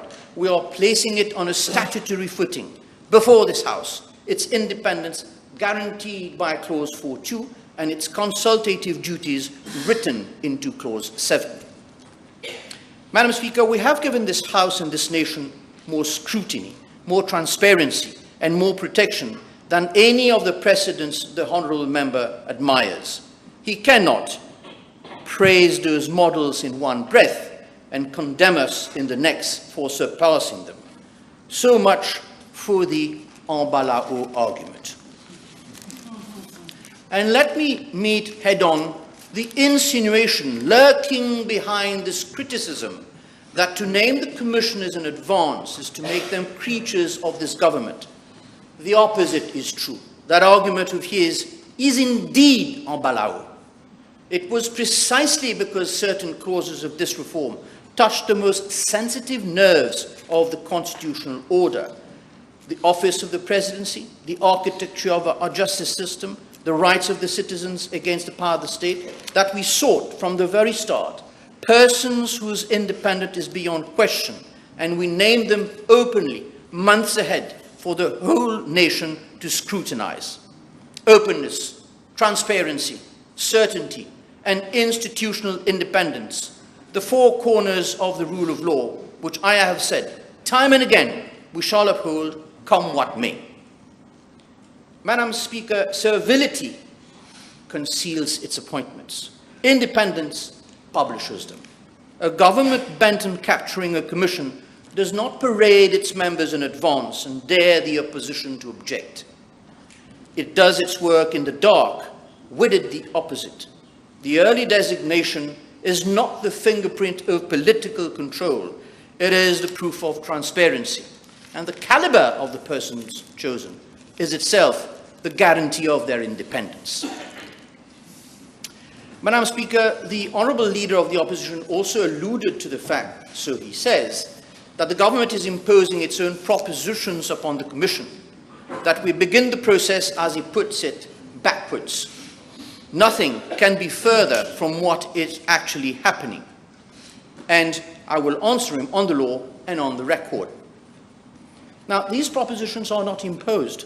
They are the 18 proposals the electoral itself endorsed in November 2024, as the Honourable Third Member for Grand River North West and Portrush West reminded the House. And even then, the Commission is still free to range beyond them, for the words inter alia in Section 4 mean exactly what they say. To give a Commission terms of reference is not to start backwards, it is to start properly. A Commission with no direction is not an independent Commission, Madam Speaker. It is merely a Commission adrift. We want clarity and purpose. We want traction on the main subjects. There lies our wish, the wish of the people. Madam Speaker, if I may now turn to the arguments of the Opposition Chief Whip. He listed what he called the flaws of the bill. Not Chief Whip. I'm very sorry. Don't get upset. The whip of the opposition. Yes. I was mesmerized by you right now. Oh, yeah. He listed what he called the flaws of the bill: no quorum, no qualification criteria, no voting mechanism, no independence expressly stated. Let me be blunt, to the point and clear. A statute that establishes a commission of eminent persons, but then attempts to micromanage the quorum, its order of voting, would be a statute that does not trust the very persons it appoints. Quorum and procedure are matters properly left to the Commission's own rules, as they are for commissions the world over. There is no prescribed voting mechanism because a body of this kind proceeds whenever it can by consensus rather than by division. And independence expressly stated? Well, independence does not live in a recital, Madam Speaker. It lives in the caliber of the members, of which I have already alluded to, and in the statutory function they are given. Let me take the honourable member to the text for fear that he may have inadvertently missed it. That provision reads, and I quote, "The Commission shall, in the discharge of its functions and exercise of its powers under this Act, act independently and shall not be subject to the direction or control of any person or authority." Madam Speaker, the opposition whip built part of his argument on an old quip that to bury an issue, you appoint a commission. Let me answer the quip with what the bill provides. Now, you do not bury a reform by carrying it around the country in public sittings, by putting every submission on the record and set it up by an Act of Parliament. If the powers of this commission are given by the people, acting by and through its elected members, it is a legal imperative that it must report back to Parliament. Now, he cited the Truth and Justice Commission, whose findings, he said, gathered dust and were not implemented. But the cure for a report that was ignored is not to refuse to commission the report. It is to bind its findings to this chamber, which is exactly what we are doing now today. The Honourable Fourth Member for Port-Louis-Mont-Taillon also found fault with our timing, perhaps overlooking the fact that we brought more than 30 bills to this House last year.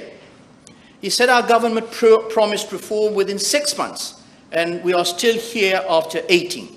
That simply is not correct. What was promised was a setting up of a commission within 6 months. What is true, however, is that we are late in coming to Parliament with this bill. But we are late, Madam Speaker, precisely because we declined to do this exercise carelessly, because we took the counsel of a former Chief Justice and a former DPP to get the framework right. And let me reassure him, he need not lie awake over a commission that never dies, a money pit that outlives its purpose because a body created by statute for a defined task is factus officio the moment it has reported. It is the most temporary of institutions. Its permanence is one thing he need not fear. Madam Speaker, the opposition whip next said that we were wrong to have thrown every reform into one basket, and in doing so, paralyzed those that could move quickly. He would have the statute itself sort out the mature reforms from the complex ones. I understand the instinct, but it is the wrong hand on the knife. Whether a reform is truly ripe for immediate enactment or needs deeper study is a judgment of substance, and it is the very judgment we are appointing these commissioners to make. And speed is not lost. Nothing in this framework forbids the Commission from issuing an interim report on whatever it feels is ready. The stage report referred to by the Honourable Member is indeed that interim report which framework already is allowed in this bill. Let's take his own prime example, the judiciary. He said the programme promised a superior court of appeal on Lord Mackay's model, yet Section 4K speaks only of a court within the Supreme Court. And that word, he says, betrays the promise. Madam Speaker, it does not. Section 4K is a term of reference. It is not the constitutional text that will create the court. It tells the Commission where to look, it does not pre-write the architecture the Commission will recommend, nor the amendment this House will probably enact. If only a distinct and institutionally separate court will truly secure judicial independence, and there is real force in what Lord Mackay said, then that is the case the opposition whip should make to the Commission. Within the Supreme Court, as far as I can say, means literally that the Court of Appeal will be an extension of the Supreme Court as we have it today, with the Chief Justice remaining the apex authority of the Supreme Court. Madam Speaker, may I now come to the point raised by the Honourable First Member for Vaca-Floreal on electoral reform. Entre autres, la fameuse dose de proportionnel, the representation of women in Parliament, the balance of our constituencies, and the end of the mandatory community declaration. The Honourable Member regrets that none of these is entrusted to the Commission. But I must say with respect that she answers her point in the very breath in which she makes it. For the Honourable Member herself told this House that removing these matters from the text to be treated separately and more swiftly could be a good thing, because our electoral law must not be amended on the eve of a poll, because the subject matter has been the object of so much work in the past that we may move towards the consensus that has emerged without reinventing the wheel. Madam Speaker, I could not have put the government's own reasoning better. That is precisely why electoral reform is not referred to the expert commission. Indeed, one cannot read either the words electoral reform or the words proportional representation in this bill. In fact, on electoral reform, the consultations have already taken place. The public has already been invited to file its representations. So to send a question that has already been consulted upon back to this commission would not be reform. It would be delay dressed up as diligence. It would expose us to the very danger the Honourable Member warns against, namely, tampering with the rules of the contest, too close to the contest itself. Madam Speaker, electoral reform is a highly strung political matter, and perhaps not fit for the works of the Commission, of the Constitutional Review Commission. That commission, Madam Speaker, will do the deep, deliberative work that the new generation of rights in our institutional architecture require. Electoral reform, on the other hand, already ripe, will proceed on its own track and arrive before this House in its own right. The Honourable Member need not fear that it has been forgotten. She will have every opportunity to hold the government to it when that bill is laid before the House. Madam Speaker, the Honourable Third Member for Bobassa and Petite Rivière has pressed on his side for more clarity on the Electoral College for the election of the President. So let me outline things after what has been said by the First Member from Stanley-Rosehill. An Electoral College is no more than a defined body of electoral representatives who together choose the head of state in place of a bare majority of this assembly. I was aghast to hear political commentators, not later than yesterday night, opining on the form it will take, jumping the gun and making ill-advised assertions. Let me make it clear, nothing has been decided yet. We must await the report and the recommendations first and foremost.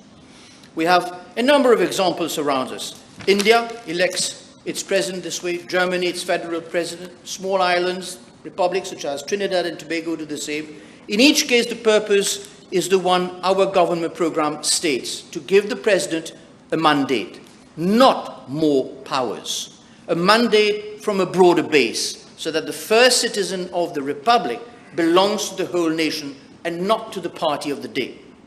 This does not create an executive presidency. The executive powers remain with cabinet, led by the Prime Minister, answerable to this House. Nothing in this proposal changes that position. The opposition whip, for his part, would have parties simply disclose their nominees for President, Prime Minister and Minister of Finance before polling day. That is an idea worth placing before the Commission. But it is only an argument about which broad base is best, not an argument against having one. As for As for who sits in that college, by what criteria and how it votes, the very questions the Honourable Third Member for Babassa and Petite Rivière fairly asked, that, Madam Speaker, is precisely what we asked the Commission to settle. We do not ask this House to adopt an electoral college today. We ask only that the Commission examines it with public and expert input and to report. An opposition that believes in checks and balances should welcome that inquiry, not fear it. Madam Speaker, the opposition whip warned that this Commission must not become a shield behind which government hides. But a shield by definition is a thing one hides behind. But we are not using a shield. We are asking the country to do the very opposite. We are asking the people to step out and be heard. So let me close not with an argument, but with an invitation to the leader of the opposition, to the whip of the opposition, to the honourable members of the opposition, to all electoral representatives of this House, and to the Mauritian public. I say this: stand up, be counted, speak out, because your voice matters. Bring your suggestions, bring your ideas, bring your objections, lay them before the Commission and watch the Commission weigh them on their merits. The honourable members on this side, Madam Speaker, have answered the politics of this bill. Some have yet to do it. I, for one, have sought to answer the legal angle. And in the law, Madam Speaker, this bill is sound, it is constitutional, and it is the only proper, lawful first step towards the new constitution that this nation aspires to and has asked this government to deliver. This moment, Madam Speaker, is indeed a historical one and an opportunity for every one of us, from all walks of life, who want to take part, to do so, in order that we may leave the legacy of a better constitution for future generations. With these words, Madam Speaker, I commend this bill to the House. Honourable Minister of Housing. Thank you, Madam Speaker. Before I turn to the substance of this bill, Madam Speaker, I hope, with your permission and the permission of my colleagues on both sides, allow me a personal remark. I cannot rise today to address the House without feeling the weight, very keenly so, of those that came before. 61 years ago at Lancaster House, my late grandfather, Sir Abdul Razak Mohammed, leader of the CAM, in alliance with the Labour Party of Sir Sif Sagar Ramgoolam, sat at the table. At that table, as the foundation of our independence was negotiated. 59 years ago, my late father, Yusuf Mohammed, was elected to the inaugural Legislative Assembly at the general elections of 1967. Today, in 2026, I find myself standing before this House, embarking upon a review of that very constitution, as a member of the Labour Party led by Dr. Navin Ramgoolam, Prime Minister. I do not say that to claim any inheritance of merit. Madam Speaker, merit in this House is earned and not bequeathed. The work of building a constitutional order is not the work of a single generation. Those who framed it back in the days could not have imagined Mauritius of 2026, and all of us here today will not be able to imagine Mauritius of 2068. Madam Speaker, a bill modest in its length but monumental in ambition. For what we begin today is not the amendment of a clause, nor the fixing of a single provision. What we begin today is the most serious, the most structured, and the most participatory examination of our supreme law. The law of this country we've ever undertaken ever since the 12th of March, 1968. Our Constitution is now 58 years old. It has served us well, but even the finest vessel, after 58 years at sea, must be brought into dry dock, not to be discarded, but examined, repaired, modernized, and made ready for the voyage ahead. The conversation must start now. This is what the bill does, no more and no less. Madam Speaker, our Constitution has been amended on some 24 occasions since independence. Each amendment has its own story, and some must be told honestly today. In 1969, we made the first operational adjustments after independence. In 1970s, we lowered the voting age from 21 to 18, a genuinely democratic act. A young person watching this debate today votes because of that reform. In 1982, Madam Speaker, 1 month after the famous 16-0 of June 82, if I remember correctly, it was the 11th of June, 82. I remember. Act 2 of 1982 was passed through this very House. It amended Section 113, entre autres, of the Constitution. The change appeared technical. The words, I quote, "for such term not being less than 4 years," were replaced by, I quote, "for such term not exceeding 4 years." 5 words, Madam Speaker. 5 words that quietly weaken the security of tenure of the Director of Public Prosecutions if appointed under Section 113. 5 words that weaken the security of tenure of those officials such as the Commissioner of Police, the Director of Audit, the Electoral Commissioner, and every sentinel of our democracy. 5 words that made those guardians of the Republic appointed under Section 113 vulnerable to pressure from whichever government held office. Some have even called it the ratchet effect, the slow cumulative weakening of institutional independence that we have lived with for 44 years. That, Madam Speaker, is how democracy is wounded, not in a single blow, but in 5 carefully chosen words passed in haste while the nation celebrated a landslide.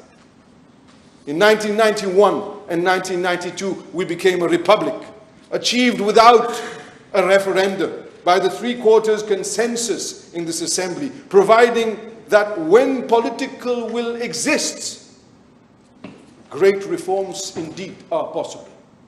In 1995, we abolished the death penalty. In 2001, we gave Rodriguez the autonomy it deserved. In 2014, the country attempted a serious electoral reform that died for want of consensus.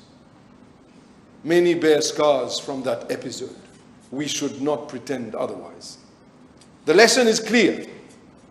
When we patch in haste, when we weaken, when we reform in consensus, we strengthen.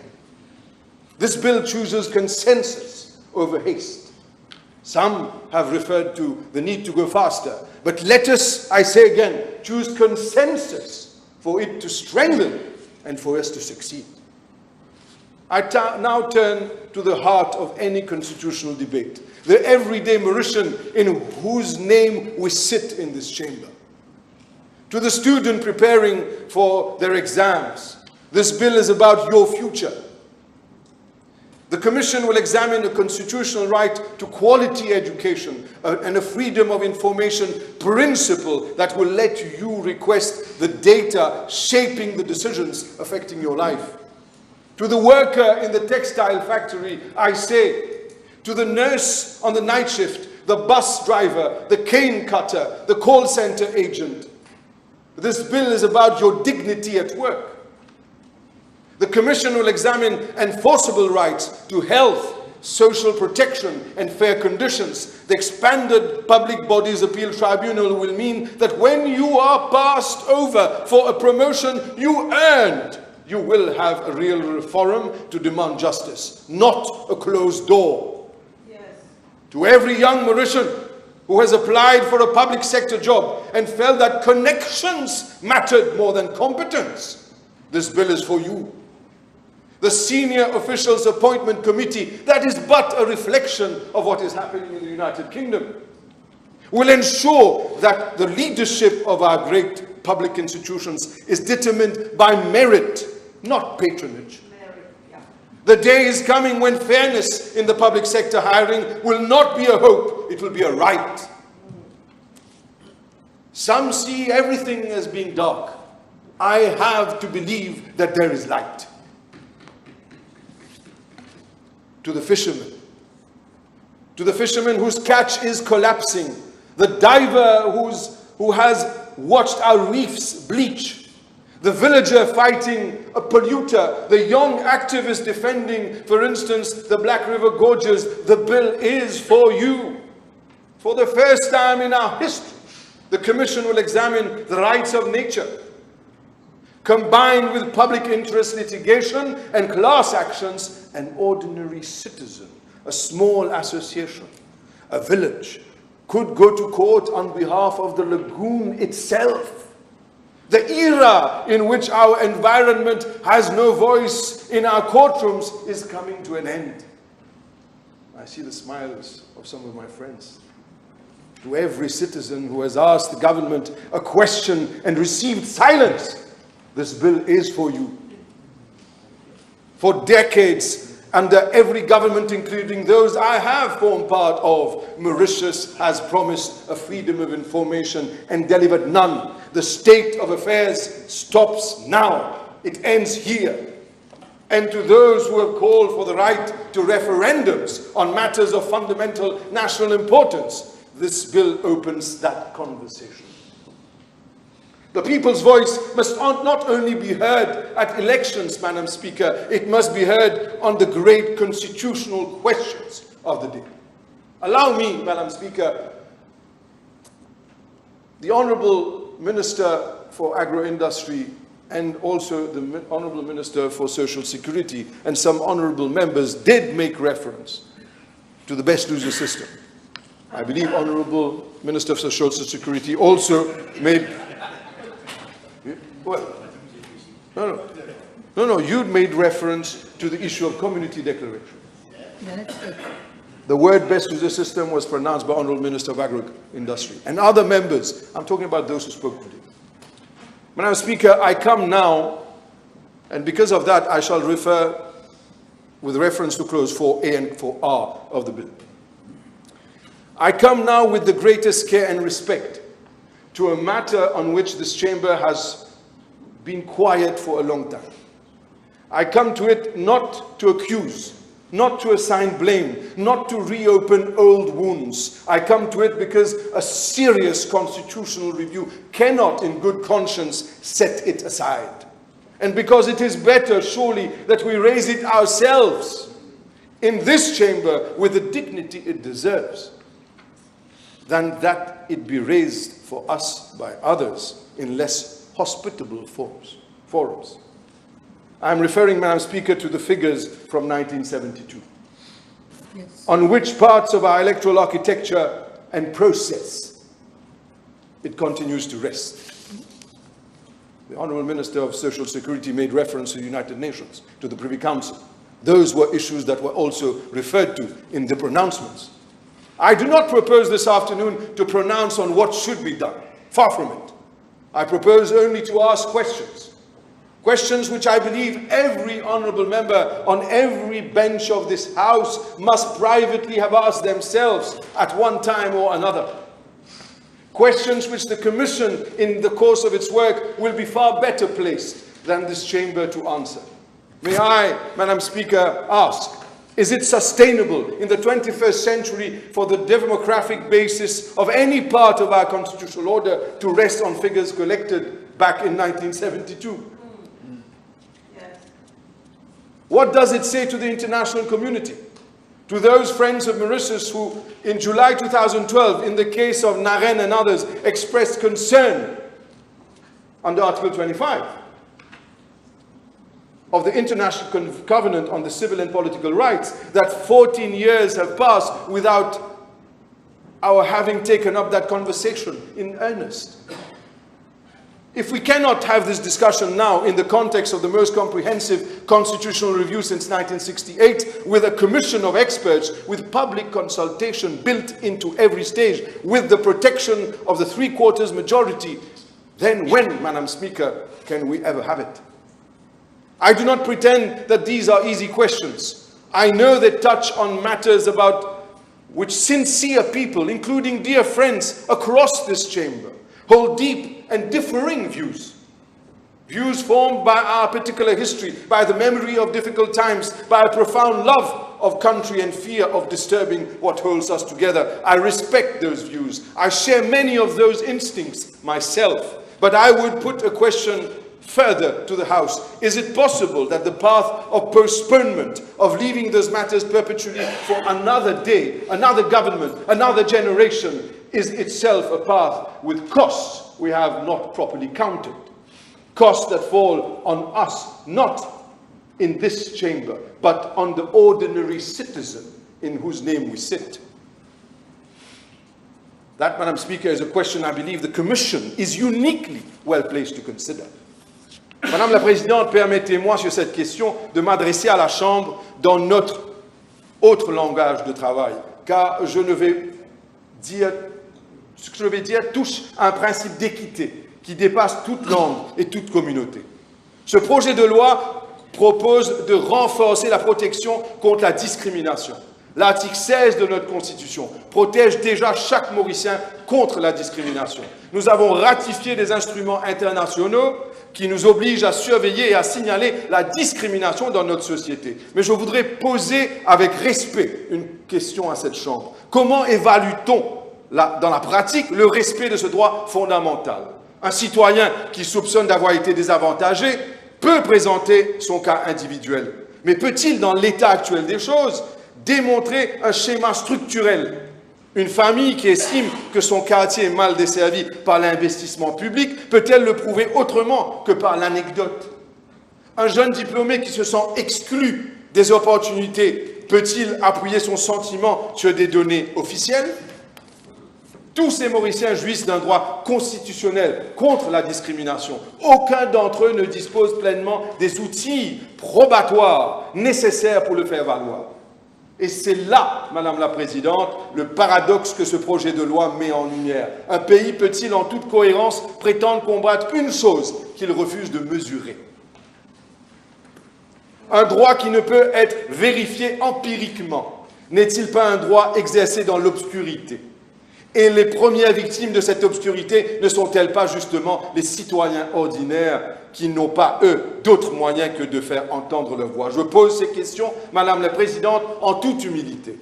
Je ne prétends pas y avoir les réponses définitives, mais je crois que ce sont des questions que la Commission ne peut pas, en toute conscience, écarter. Madame la Présidente, nous ne sommes pas seuls à devoir penser ces questions. D'autres démocraties pluralistes, dans les contextes parfois plus délicats que la nôtre, ont eu à se les poser. Examinons brièvement et avec humilité ce qu'elles ont fait. Singapour, une société profondément plurielle comme la nôtre, collecte des données démographiques détaillées dans chacun de ses recensements. Elle s'en sert pour concevoir sa politique de logement, sa politique éducative et son système de représentation. Singapour est aujourd'hui l'une des sociétés plurielles les plus cohésives du monde. La collecte des données n'y a pas divisé la nation. Au contraire, elle a permis à l'État de démontrer, chiffre à l'appui, qu'il prend au sérieux l'expérience de chaque communauté. Le Canada, de même, le Royaume-Uni, utilise le ethnic monitoring dans l'emploi, la santé et la police. C'est précisément cette pratique qui a permis à la suite de l'enquête Stephen Lawrence et du rapport Macpherson pour identifier le racisme institutionnel dans la police britannique et de déclencher les réformes qui ont suivi. Sans ces données, ces réformes auraient été impossibles. La transparence, Madame la Présidente, n'a pas affaibli l'unité britannique, elle l'a rendue plus honnête. Je ne propose pas que Maurice copie l'un ou l'autre de ces modèles. Chaque démocratie doit trouver sa propre voie, adaptée à son histoire, à sa sensibilité, à sa réalité. Mais permettez-moi, Madame la Présidente, de poser cette question. Si toutes ces démocraties pluralistes ont jugé que la mesure était compatible avec et même nécessaire à la cohésion nationale, sur quelle base soutenons-nous à Maurice que le silence statistique servirait mieux à notre unité? C'est une question, encore une fois, que je laisse à la Commission le soin d'examiner. Avec sérieux, avec respect et avec la sagesse de tirer les leçons utiles de l'expérience internationale tout en demeurant fidèle à notre identité mauricienne. Madam Speaker, I am not this afternoon proposing any particular outcome. I am proposing only that the Commission be given the political space, which it has, and the political invitation from this chamber to examine those matters with the seriousness they deserve. Should it find a path forward, and an appropriate one, that path could rest on principles that any member of this House or on either side could reasonably support. A path that is voluntary, not compulsory, where citizens choose whether and how to identify, including the option to identify simply as Mauritian. A path that is strictly purpose limited, used for measuring fairness and designing policy, better policy. Never, I underline that, never for electoral profiling, never for political mobilization, never for surveillance. A path that reports only in aggregated form, illuminating patterns, never exposing individuals. A path, and I underline that as well, that decouples any such measurement from our electoral mechanisms, separating the legitimate questions of equity from the contested questions of representation. And a path independently overseen by a statutory body insulated from political interference and accountable to this Parliament. Let me be clear what this bill is not. This bill does not amend the Constitution. Not a single comma is changed. The Commission only recommends, and has been expatiated upon before me, every proposed amendment must come back to this chamber. Every single one must command the required majority the Constitution rightly demands. Nothing becomes law without the consent of this Assembly. This bill is a constitutional invitation to govern on those matters as a nation rather than as fractions. I extend that invitation today in good faith and in the hope that on questions of this gravity we may yet rise above the everyday battles of this chamber. In 50 years' time, historians will not remember the procedural skirmishes of any given session. They will remember whether in 2026 this Parliament had the courage to renew the foundation of the nation. They will ask whether we repaired what was broken. They will ask whether we had the wisdom and the gentleness to take up the questions that has remained too long unasked. They will ask whether we understood that the unity worth preserving is not the unity of silence, but the unity of demonstrable fairness. The unity of a republic that trusts its citizens with the truth about itself. I do not want to be amongst one of those who fail to seize this moment. I pray that this assembly is not an assembly that lets it pass. This bill is our chance, and we should seize it. I commend this bill to this honourable House. May God bless the Republic of Mauritius. Yes, Honourable Deputy Prime Minister. Madam Speaker, I won't be long. The Constitutional Review Commission Bill before us is not simply another item on our legislative agenda. It is a significant milestone for the evolution of our democracy. We have the duty today to do more than just make law. We are doing what we promised to the citizens of this country on the 10th of November 2024. We promised to legally address the violations of our rights as citizens, which we endured during a decade. While commending the bill, the Prime Minister clearly set out the scope of this proposed legislation, i.e., the setting up of a commission to review the Constitution. Madame Speaker, une constitution qui a fonctionné dans le passé l'était dans un contexte particulier. Nos leaders qui nous ont gouvernés dans le passé les tribuns, ont respecté la Constitution et les différentes conventions de notre vie démocratique. Mais quand l'État est entre les mains de ceux qui n'ont aucune intégrité ou qui ignorent volontairement ou involontairement les conventions, cela crée des dommages profonds à la nation. Nous en avons fait l'expérience dans le passé. Et c'est précisément la raison que nous nous devons de faire empêcher qu'aucun autre gouvernement ne slide into the kind of creeping authoritarianism, this country endured between 2014 and 2024. Je me réfère ici aux dérives parlementaires du passé. Ce n'était pas seulement des attaques contre une institution, mais surtout une atteinte on the very forum of democratic accountability. Suspension, les voix des élus étouffées, suspension, not for a day, Madam Speaker, not for a sitting, but for the remaining session. The voice of the electorate was deliberately silenced. Today, this is no longer the case. Thank you for that, Madam Speaker. This said, allow me to move to another issue.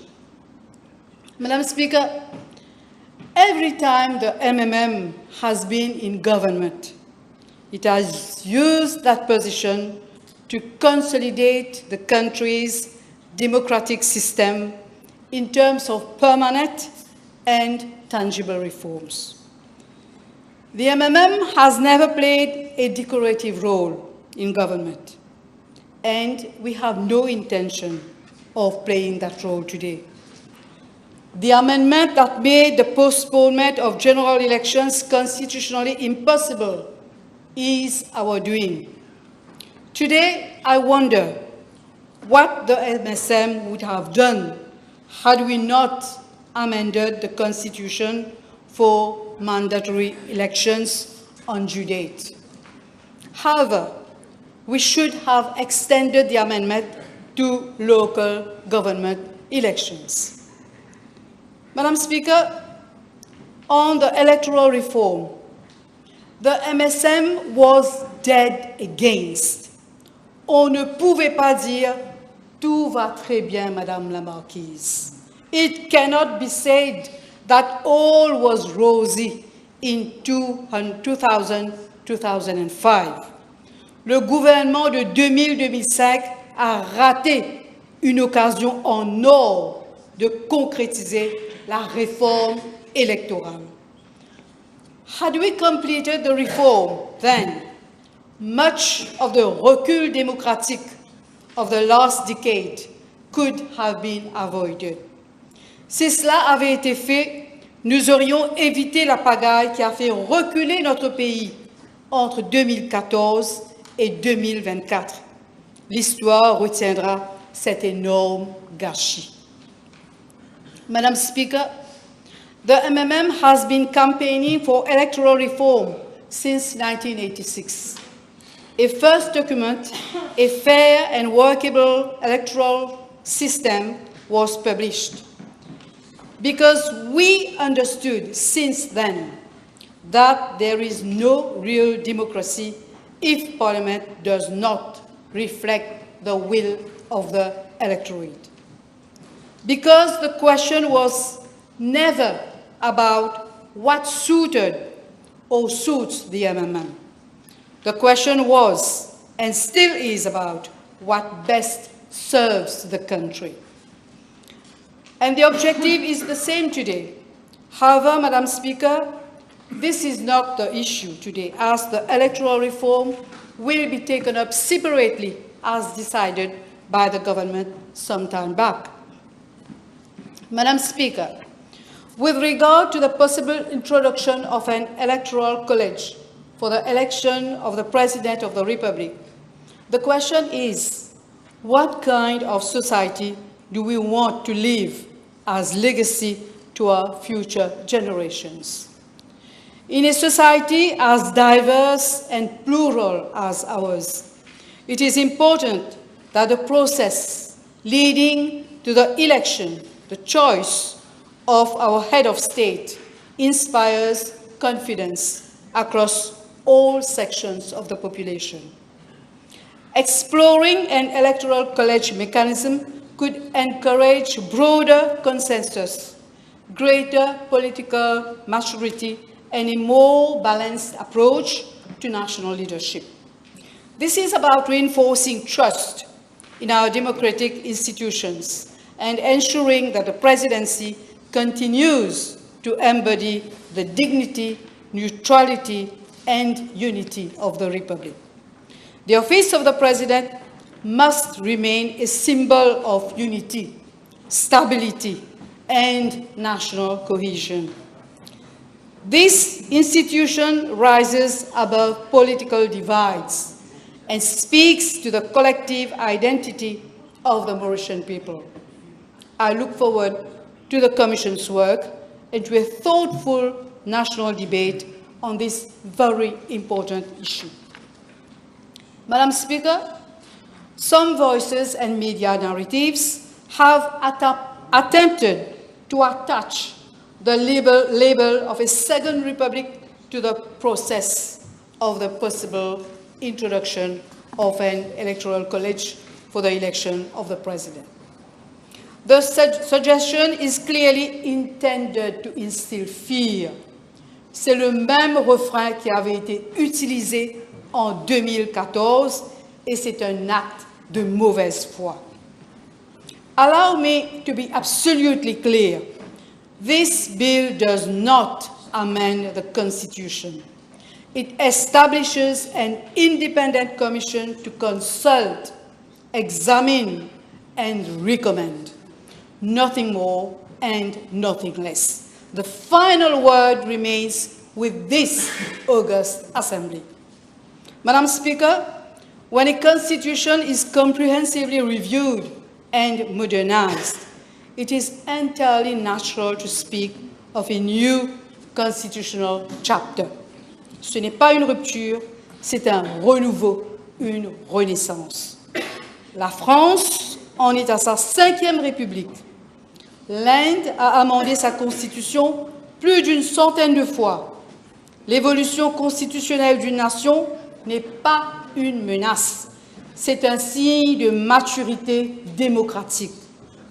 Il y a une différence profonde entre les deux et ceux qui les confondent délibérément le font pour effrayer plutôt que pour informer. Substantive reforms will be introduced and not cosmetic ones. Madam Speaker, on a separate note, I believe that the Constitutional Review Commission must also examine whether our framework adequately supports the protection of women, girls, children, and vulnerable persons, not merely in principle, but in practice. Formal equality, written in law, is necessary, but not sufficient. What is needed is substantive equality, constitutional space for the special measures that address structural weakness wherever it is. Madam Speaker, Mauritius is today the only country in the SADC region that has not signed the SADC Protocol on Gender and Development. This is not for want of commitment to the values enshrined in the protocol. Historically, concerns arose in relation to constitutional and legal rights provisions, particularly where the protocol contemplated measures going beyond the existing Mauritian constitutional framing of equality and non-discrimination. earlier statutory impediments, including those linked to child marriage, Article 8 on marriage and family rights of the protocol, have since been addressed through legislative reform with the Children's Act 2020, repealing the Civil Code provisions on marriage below 18 years old. This matter is therefore no longer an issue for accession to the protocol. The remaining obstacles relate primarily to constitutional and legislative alignment, including the framing of equality and equity in the Constitution, family rights, access to economic opportunity, and women's representation in decision-making, amongst others. Madam Speaker, I understand that Mauritius did not sign the 2008 protocol because our principal concern lay with Part 2 on constitutional and legal rights, especially Article 5, which referred to affirmative action. This was considered not to be in line with the Mauritian constitutional framework, given Section 16 of the Constitution on non-discrimination. Following the regional review process, the 2016 revised protocol replaced the term affirmative action with special measures and introduced updated targets and additional provisions. The work of the Constitutional Review Commission, which is going to be set up with a bill, with the legislation, may provide precisely the framework needed to address these issues and to enable Mauritius to finally take its rightful place alongside every other SADC member state. That, Madam Speaker, is not a technical footnote. It is a matter of national dignity. These matters have already been flagged by the Ministry of Gender Equality and Family Welfare. Madam Speaker, the objects of the bill is to empower the President to appoint a Constitutional Review Commission to examine and make recommendations on constitutional reforms, including the protection of fundamental rights and the consolidation of democracy and institutions. I conclude by saying the following. The Commission will be independent. Every citizen willing to be heard will be heard. Every institution, every political party, as well as the civil society, will have the opportunity to have their say in that commission. At the end of the day, it will be their constitution, the people's constitution. Madam Speaker, I therefore fully support the bill. I thank you. Thank you. Yes, Honourable Prime Minister. Yes, Madam Speaker. Madam Speaker, when I introduced the Constitutional Review Commission bill, I said that constitutional reform cannot and should not be the monopoly of politicians alone. It concerns the entire nation. I'm glad, Madam Speaker, to see so many honourable members have taken part in the debate. In fact, I tried to count, there were no less than 28 interventions, honourable members, who participated in that vibrant debate. Let me then thank all of those who contributed to this debate. It is now time to take stock of what this House on both sides have had to say and to sum up what we can take away from these days of 3 days of deliberations. What we have learned, Madam Speaker, is this. The first thing is that on the essential question, the common ground is that after nearly 6 decades, the time has come for Mauritius to take a fresh look at our supreme law, our Constitution. There is an agreement on the need for constitutional reform. There are disagreements, of course, and they are real. However, they are not about the need for reforms, but they are rather about the scope of the reforms and the timeline of these reforms. Madam Speaker, I have listened to the range of voices that have spoken in favor of the principle. And from the opposition benches, the Honorable Opposition Chief Whip himself accepted that the question is not whether reform is necessary, but how it is to be done and the whole process. When the government and the opposition agree on the destination and differ only on the road, it is for us to take the road together as far as our political differences will allow. Because let us not forget, I say it again, that reform is for the country at large. Let me remind this House that what we are proposing forms part of the government program 2025-2029, a bridge to the future. On the very first pages, this government undertook to appoint a constitutional review commission to make recommendations on constitutional and electoral reforms. I emphasize on the word to make recommendations on electoral reform, constitutional reforms, and on the enhanced protection of fundamental rights. The program named various matters which are now before the House. One of them is the Electoral College to give the President a mandate from a broader base.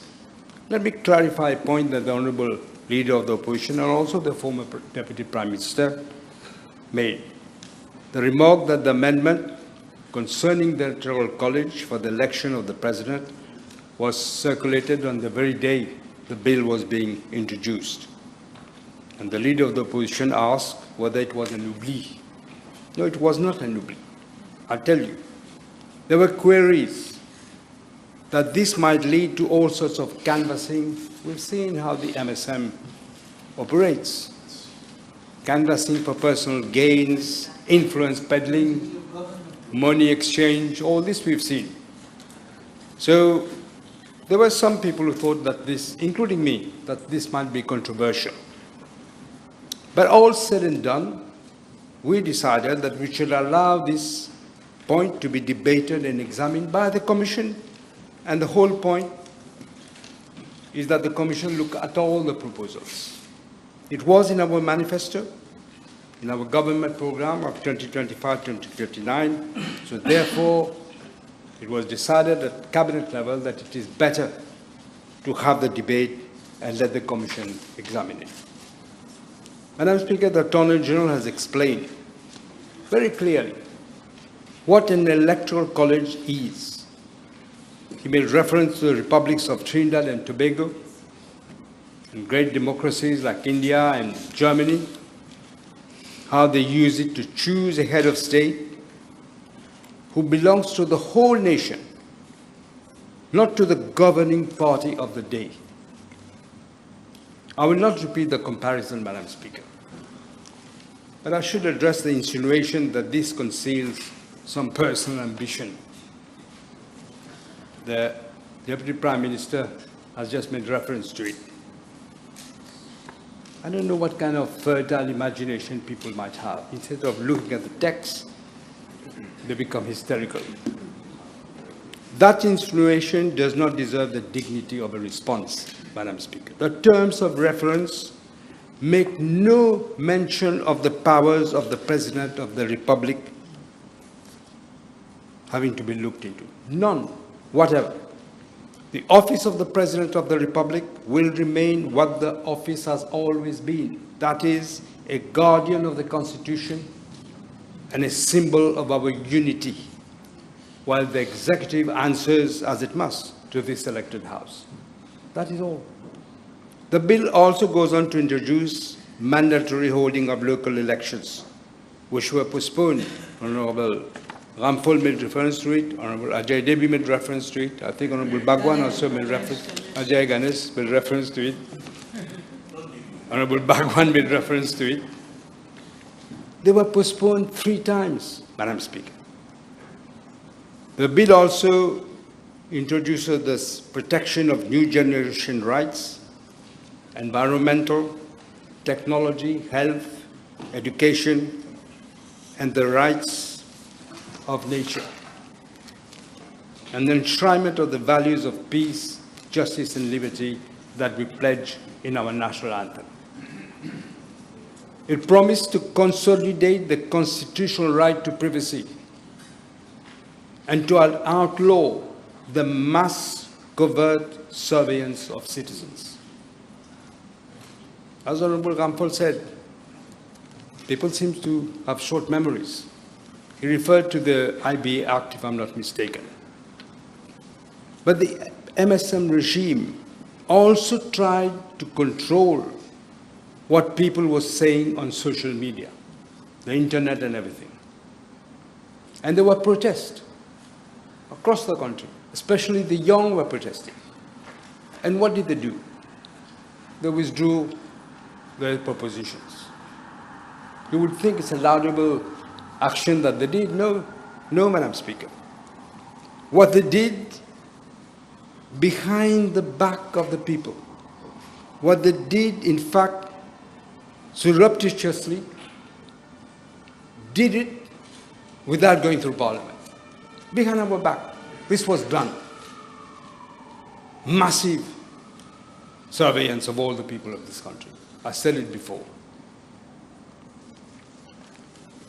The bill also promises to reinforce the independence and the role of the Director of Public Prosecutions, who will now be the ultimate person to decide whether to prosecute or not to prosecute. We have already extended put the powers of the DPP, as the Constitution says, but the DPP will now have exclusive prosecutorial authority. No one else can decide whether to prosecute or not to prosecute, as it should be. As the previous regime tried to change, I think Honorable Bulel made reference to that, how they did it. This government, Madam Speaker, stands by its promises, whatever may be said. The demand for constitutional reforms did not originate from a meeting in cabinet. This is not the agenda of a political party that honorable members are being asked to support. It is the agenda of the nation. This bill is nothing more and nothing less than the continuation of our solemn undertaking in November 2024, and we got a mandate for it. Madam Speaker, the opposition has pressed essentially 3 concerns, and let me address them in turn.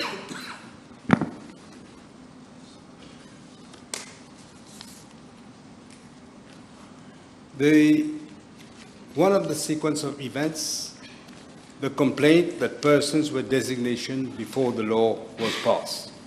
Honorable Utim, Minister Utim, addressed that concern.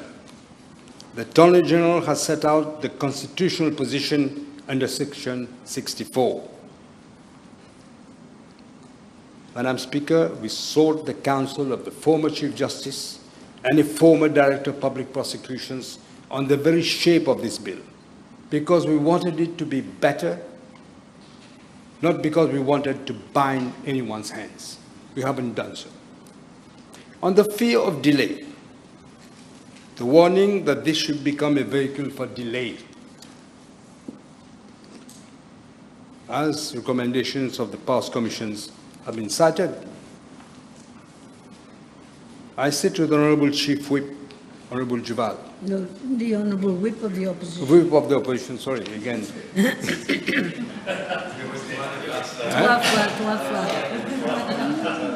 I take the warning seriously. The Honorable former Deputy Prime Minister also spoke about this problem of delay. But I ask the House to take note of the proposed remedy of the Honorable Chief Whip, Opposition Whip. He says we should do an interim report on the simpler reforms, followed by a full report. It is not an argument against this bill. It is not. And besides, what we want to do, exactly what the former Deputy Prime Minister is saying, we want to avoid delay. We don't want to create delay. We don't want to have ever-ending debates. On a lot of things already we have spoken. On the independence of the Commission, the charge is that we will impose an agenda through the list in Section 4. Madam Speaker, I will simply say this. As I said, Honourable Tim clarified the issue very well. He explained the constitutional role of the President and the role of Cabinet. The House will appreciate that the terms of reference are far-reaching and deal with fundamental democratic and human rights issues.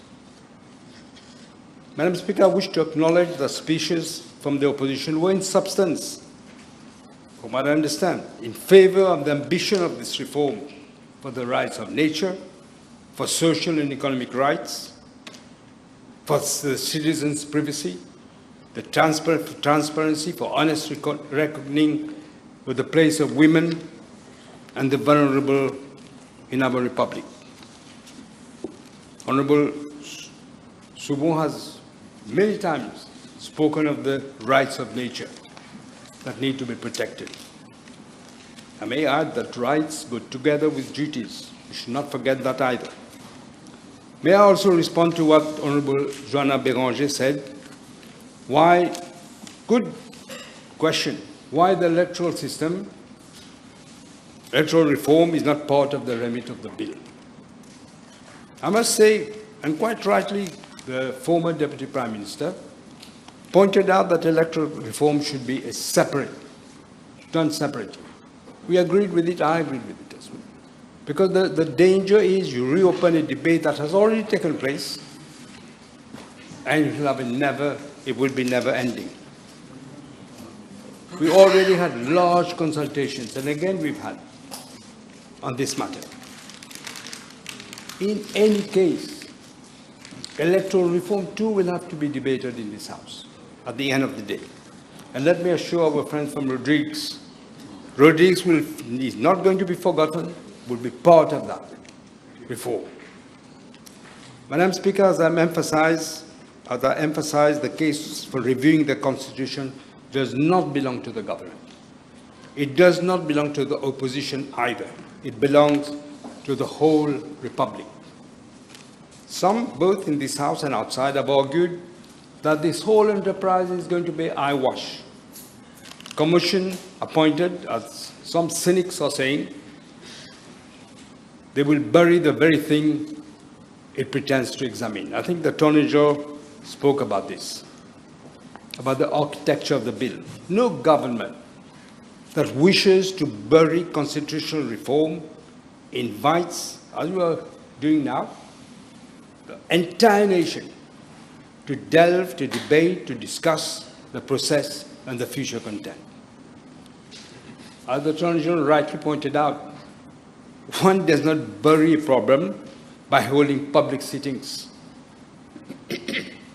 And public sittings across the country, by inviting every citizen, every party, every union, every NGO to put their case on record, by undertaking to bring back the results to this House in the full glare of debate. We're not going to hide it. But the cynic's danger is real. Let's not shy away from it.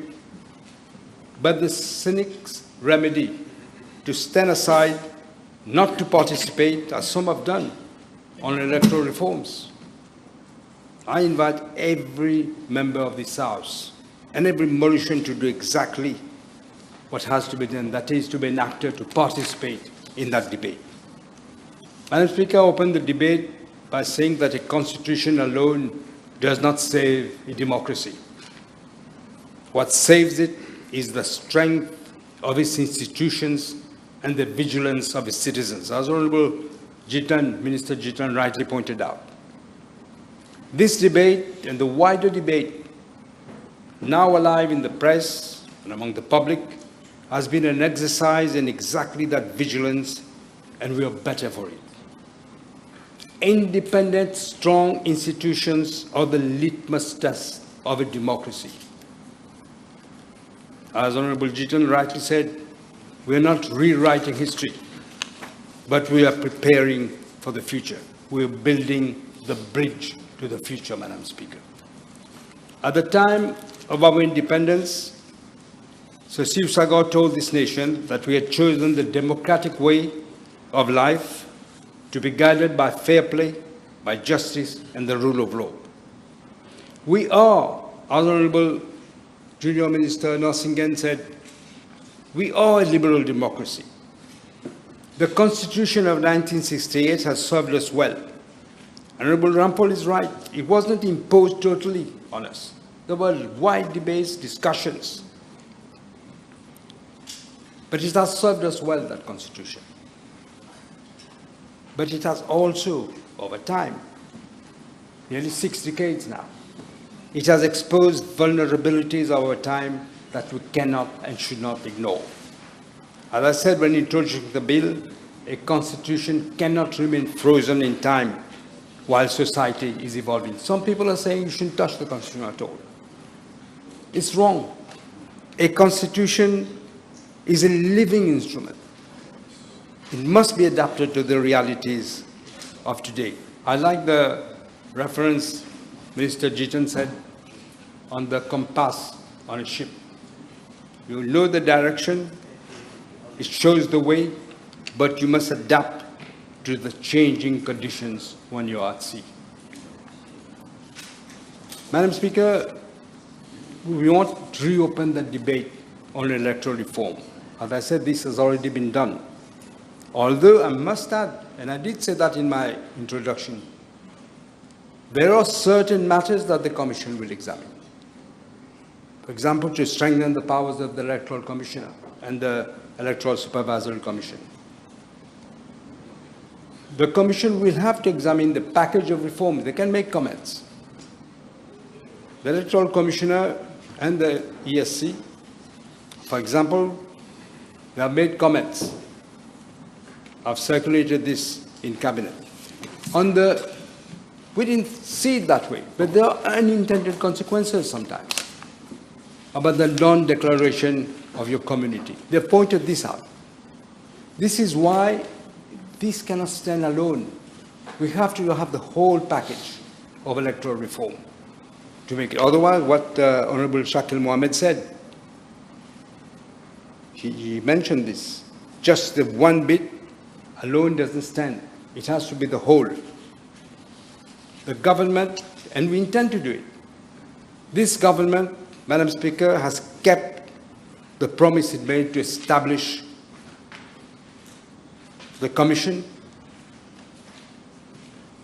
Je dirais, Madame la Présidente, le projet de loi traduit directement un engagement pris dans le programme gouvernemental 2024-2029.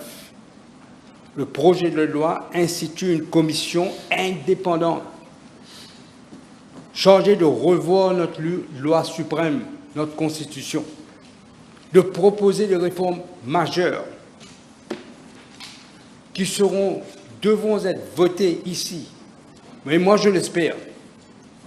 I can understand the worries of the former Deputy Prime Minister. That may go on for ages, 2 years, 3 years, 4 years, or whatever, and you have another election. Moi, je l'espère, Madame la Présidente, qu'avant que nous célébrons le 60e anniversaire de notre indépendance, la réforme sera là.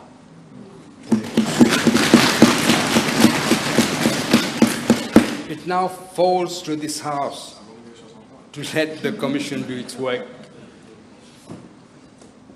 It now falls to the nation to make its voice heard within it. We have to move forward, Madam Speaker, with the reforms. It is a defining moment in our history. With these words, Madam Speaker, I commend the bill to the House.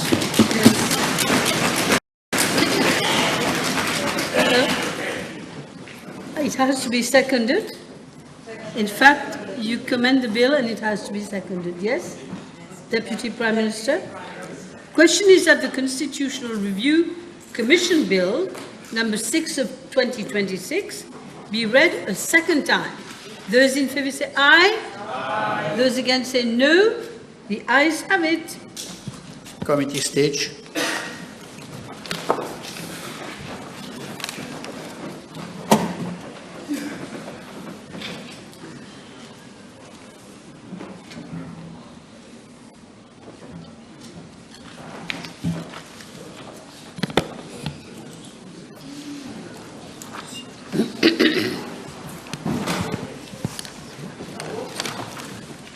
Clause 1, short title. Clause 2, interpretation. Clause 3, Constitutional Review Commission. The question is that clauses 1 to 3 stand part of the bill. Those in favour say aye. Those against say no. The ayes have it. Clause 4, functions and powers of Commission. The question, I'm sorry? It has been amended. Madam Speaker, I move that clause 4 be amended as per the amendment circulated. Okay. The question is that clause 4 be amended as per amendment circulated. Those in favour say aye. Aye. Those against say no. The ayes have it. The question is that clause 4, as amended, stand parts of the bill. That those in favour say aye. Aye. Those against say no. The ayes have it. Clause 5, rules of Commission. Clause 6, public access to proceedings. Clause 7, proceedings of Commission. Clause 8, duty to cooperate. Clause 9, deposit of records. Clause 10, replacement of commissioners. Clause 11, secretary to commission. Clause 12, qualified research assistants, consultants and experts. Clause 13, administrative assistants. Clause 14, confidentiality of proceedings and information. Clause 15, immunity from suit. Clause 16, remuneration and expenses. Clause 17, commencement. The question is that clauses 5 to 17 stand part of the bill. Those in favour say aye. Aye. Those against say no. The ayes have it. Title and enacting clause. The question is that the title and enacting clause stand part of the bill. Those in favour say aye. Those against say no. The ayes have it. The question is that I do report to the House that the Constitutional Review Commission Bill number 6 of 2026 has passed the committee stage with amendment. Those in favour say aye. Aye. Those against say no. The ayes have it.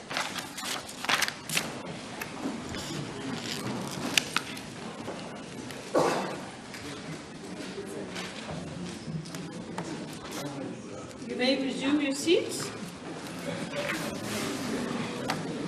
Honourable members, I have to report to the House that the Constitutional Review Commission Bill number 6 of 2026 has passed the committee stage with amendment. Public bills, third reading. Speaker, I move that the Constitutional Review Commission Bill number 6 of 2026 be read the third time and passed. And somebody is seconding? Yes. The motion is seconded. This question is that the Constitutional Review Commission Bill number 6 of 2026 be read the third time and passed. Those in favour say aye. Aye. Those against say no. The ayes have it. Honourable Prime Minister, adjournment. Yes, Madam Speaker, I move for the adjournment of the House to the 19th of June 2026 at 5 p.m.